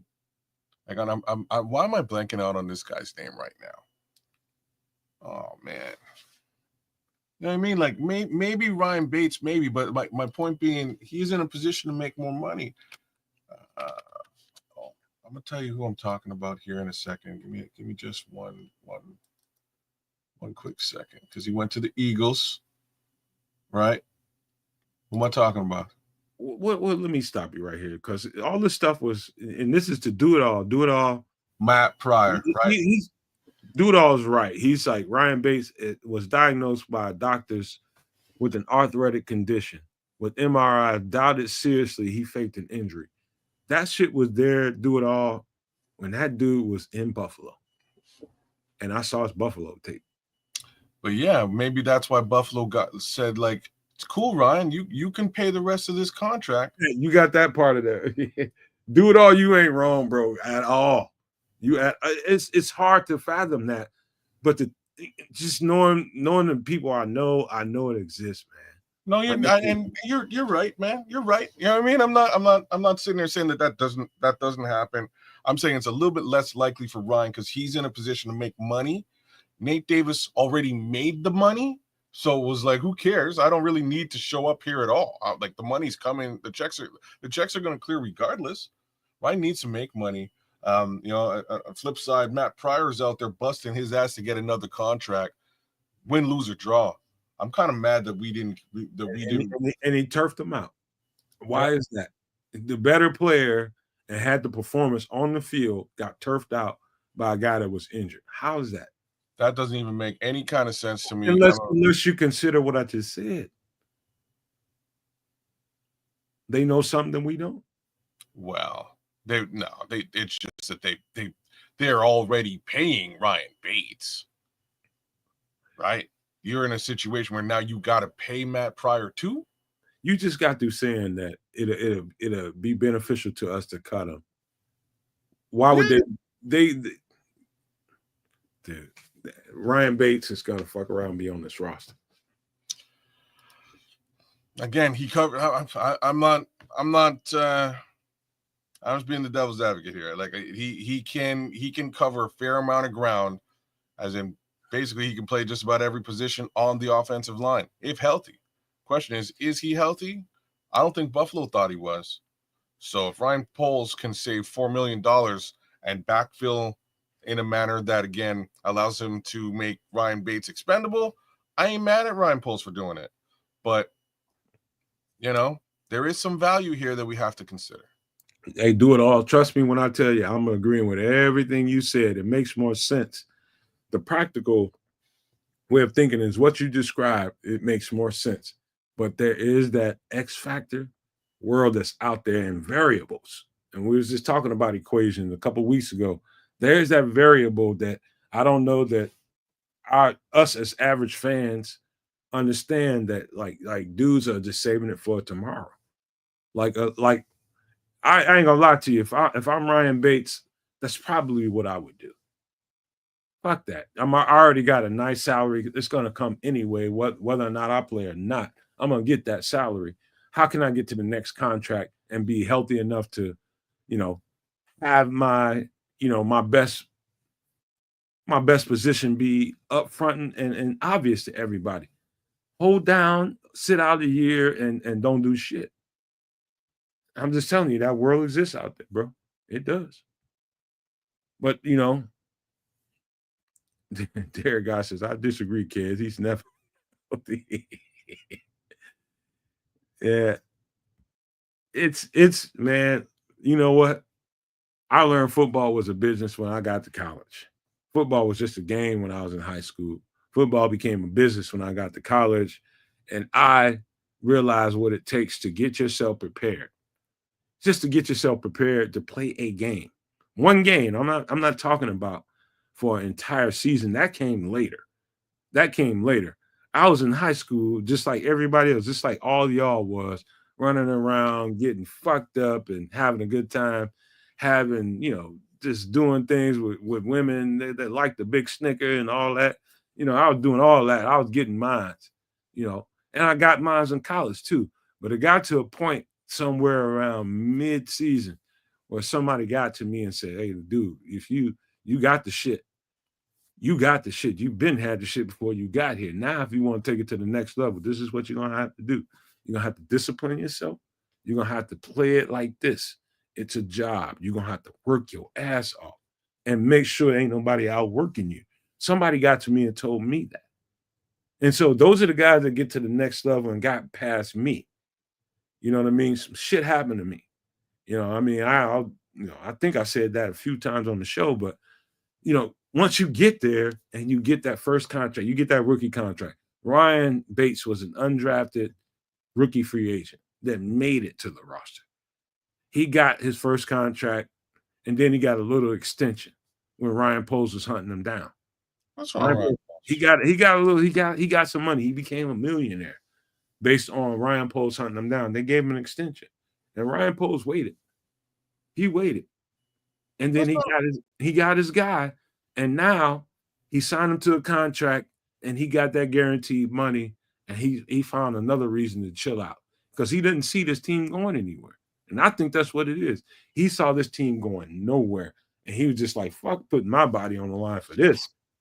I'm not. I'm saving it until I get the next contract, and if it's here with the Bears, great. If it's not, I'm going somewhere else." I think that's the bottom line. But all I'm saying is that next contract for Ryan Bates could be bottom feeder level versus steak. You know what I mean? You could be eating steak or you could be eating, ham hock. Like that's the difference. If you play and you show up and you show out, you're going to make some money just like he did previously. In order for him to be a UDFA and get paid at this level, he had to show up, show out, and make that money. So I don't see that in Ryan Bates. I have to, especially with you saying that he was a UDFA. I don't see that in his character. He had to put it down to get that money, and I think that money should be top of mind at this point. Man, his Buffalo tape was undeniable, kids. I'm telling you, I watched it. I watched his tape, and I knew what we were getting when he got here. The whole thing about his arthritic elbow, that was unknown to me until it became apparent here.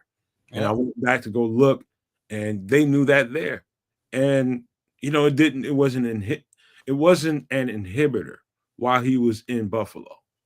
So why did it become an inhibitor here? And I'm trying to explain why.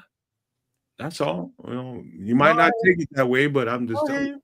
I hear you. I like I said, I hear what you're saying, and it may just be that, but unfortunately for Ryan Bates, if that's what it was, he ain't getting paid.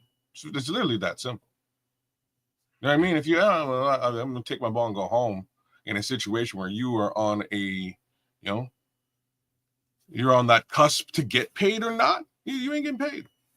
You just imagine you were on a championship caliber team that was paying you, and they let you hit free agency, and somebody gave you a little bit more than the championship level team gave you. And this is on a bottom feeding team, which is the Chicago Bears. You go to this team and you know what it is. You know that they're expecting you to be like that dude. Like he walked into here and was the best lineman here. He had the most prestige of any lineman when he walked into this room, including Darnell Wright, including Braxton Jones. He had the most prestige, including Tevin Jenkins, including Nate Davis. He had the most prestige, and people were listening to him. And he saw how that shit was playing out, and the shit didn't go right and went left. And why would I? And this probably some in conversation. If it wasn't some conversations between Ryan Poles himself and the people that paid him, I think he'd be gone now. I think they know what they have in Ryan Bates. And I think they know that, all right, we paid this dude out. We might as well. I think he's going to bring a little bit more to the table. Put him in a room with these other veterans. I think he's more comfortable. Now he feels like now you can really let out Ryan Bates.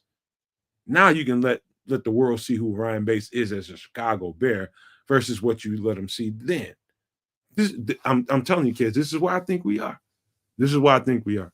Well, I can't argue with that because he's at that he's at show out level today. Like now, in order for him to get paid for that next contract, he needs to be on this team and he needs to show out.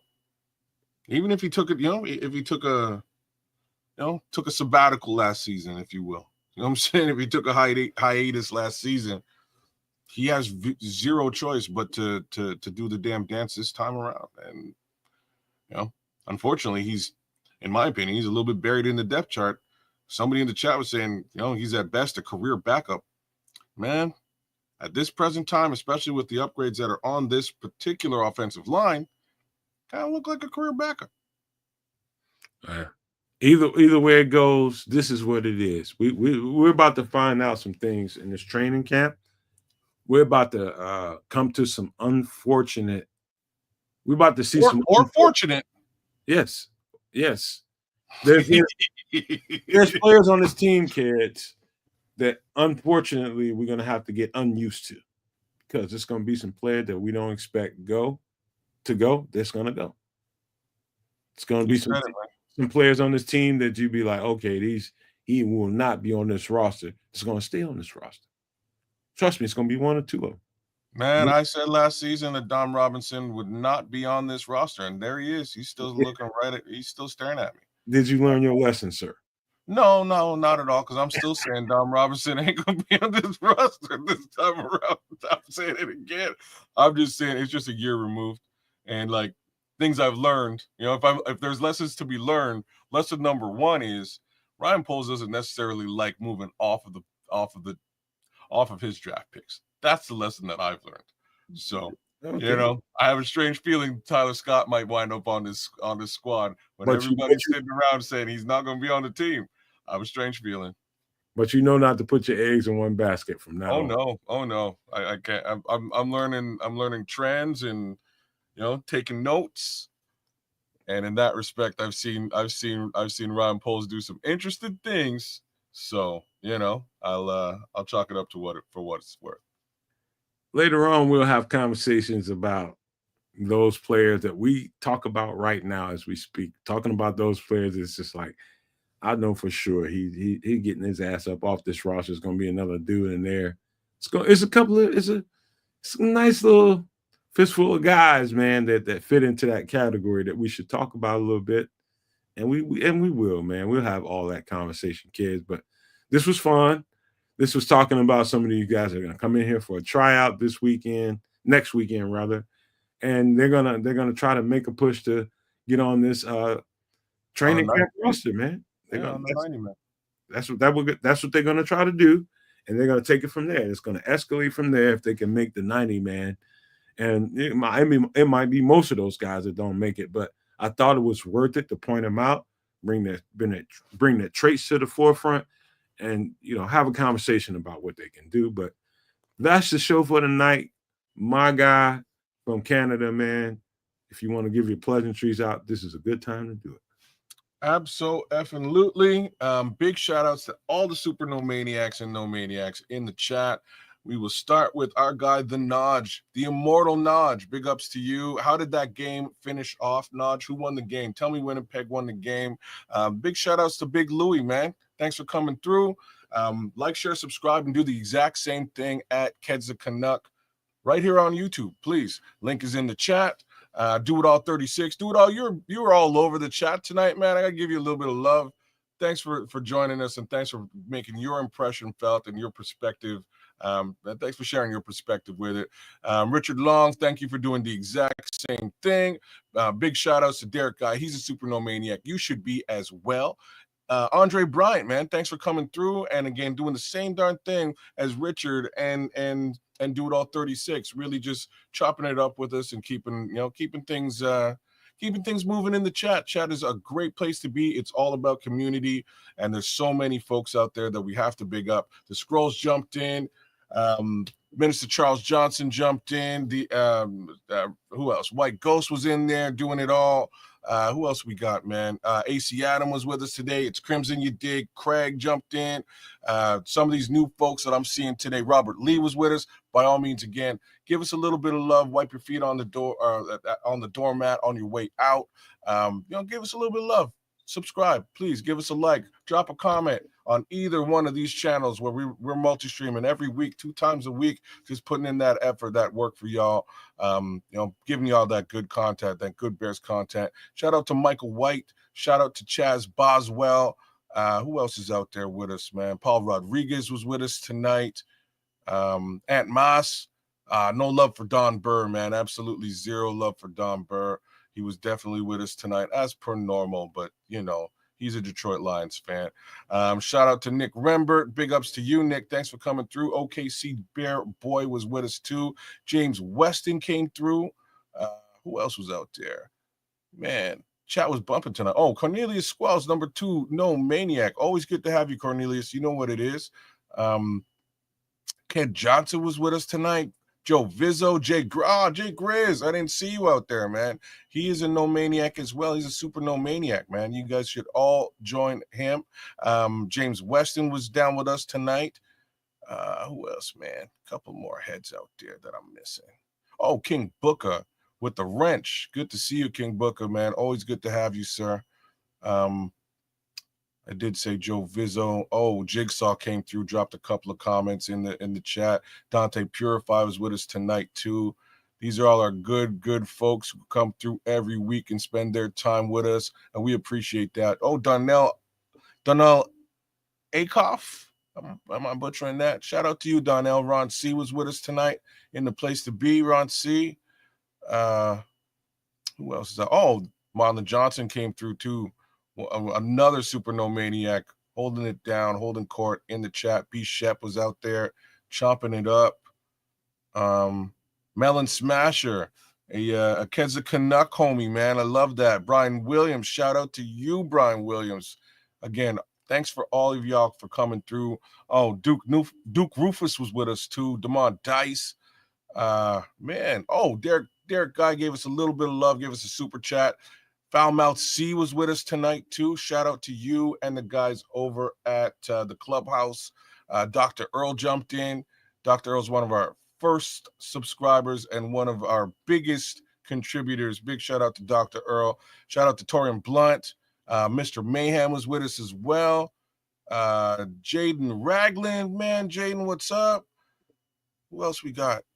Got to be a couple more heads I'm missing here. Try to give everybody a little. Oh, man. Triple R was in the chat. FFG Style was in the chat. Florida Bears fan was in the chat.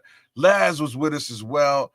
These are all the realest homies that we have. So, hey, man, thanks again for coming through. Gave you guys a little bit of blessings. Blessings to y'all and your families. Smitty Q, shout out to you as well. That being said, I'm going to try transfer this. Oh, Joseph Archer was with us as well.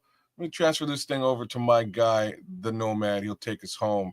But one more time, thanks for spending your Sunday night with us and being a part of the Bears community, having a little bit of Chicago Bears conversation. And Big Frank Q, what it do? Shout out to everybody, and shout out to Kids Canuck over there in Canada. My brother over there, love him, love that man. Love all the guys that are part of this network. Shout out to everybody. And everybody in this chat, especially you first timers that are here in the chat for the first time. Extra love goes to you guys. Oh, we missed Rick Lane, man. Shout out to Rick Lane. Yes, sir. Shout out and extra love goes to Derek Guy, who gave us a super chat, which is important, especially at the end of the month to pay bills. I don't like to, tread on people with my problems because everybody got their own problems. It's just me at the Nomad Network and us over here trying to make sure this stuff happens.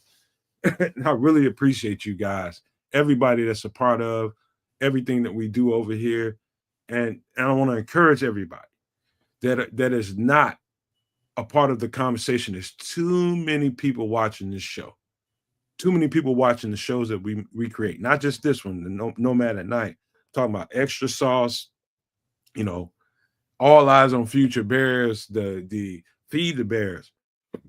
Too many people that watch the channel and don't get their voices heard. This is the exact channel this is the reason why you subscribe to a network.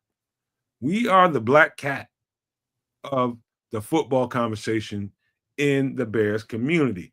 There's nowhere, and I will challenge anybody. I don't give a shit who you are, what network you on, how many sponsors you got, how many subscriptions you got, how many people view your show, how many likes. I don't give a fuck.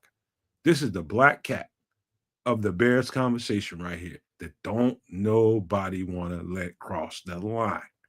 We are the nuance conversation. You want to have football conversation, talk about Bears. Where else can you get a conversation that just happened tonight? Where else? Tell me. Nowhere. They're going to be talking about Luther Burden for the next 30 to 45 minutes. They're going to be talking about fucking Coast and Loveland, and they're going to giggle and he and ha until the show is over. Nobody is going to give you this.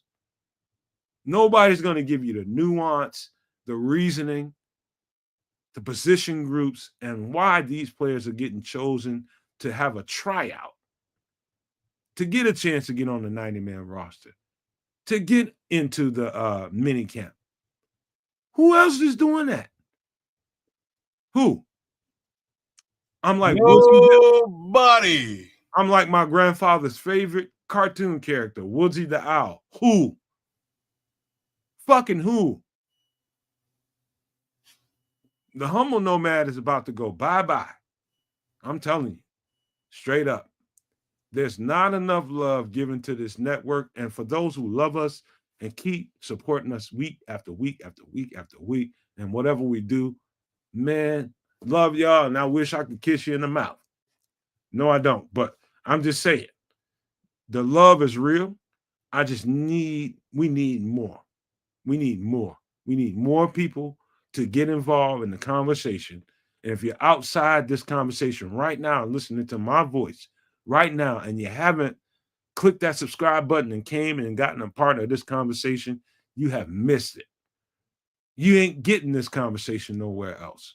All you're going to get is a whole bunch of ha personality. And, I know this person. I can get this person to be a guest on. Man, please. Who's going to break it down like this? Who? Again, who? Nobody. Exactly. Like Chris Canyon would say. Exactly. That's why you subscribe to the channel. That's why you become a no maniac or super no maniac. Help us out in that way if you can. But love you guys. This is why, and I started this show off talking about, stuff that's going on in my personal life and how I can transition to, what's going on with me personally. And Kez did that same thing earlier in the week. You know what I mean? He did the exact same thing. He went through, trial and tribulation, death actually. And I'm facing death in my personal life with people I love. How we can transition to being hosts and being gracious and welcoming to this community and having these great football conversations through all of that. I don't know that y'all understand, man. This is real life, man. This is just people trying to give you the best that they got. And I think Anita Baker made a song called that, Giving You the Best That I Got, given the circumstance. And I hope, and I know you guys appreciate it. And I just hope you guys just take it to heart. It's just way more where this greatness came from, way more where this goodness came from, way more where this love came from. We just need some reciprocation, man. Show it back. Show it back. And appreciate the conversation, man, because that's what it's all about. Having those conversations that aren't being had in those spaces that have all these endorsements and all that kind of stuff. Show the love to the people that are on the lower rung of the spectrum. Show that love and watch us grow up and watch us dominate those people that are having these conversations now. Because you don't see it now, but I already see it. I'll Pac-Man these motherfuckers. You just got to give us the strength and give us just give us what we need, man. That's all I'm asking for. And watch us do the rest. That's all I would say. That's all I would say. And I love you guys. I appreciate you for being a part of this show. But it's 2 hours and almost 30 minutes into it. Probably an hour longer than I expected. But thank you guys for being here. And I got to leave you guys with these famous words. If you can think it and you can see it, There's no reason in the world why you cannot absolutely manifest it. Do not, and I repeat, do not be a prisoner of your own mind. But with that being said, we are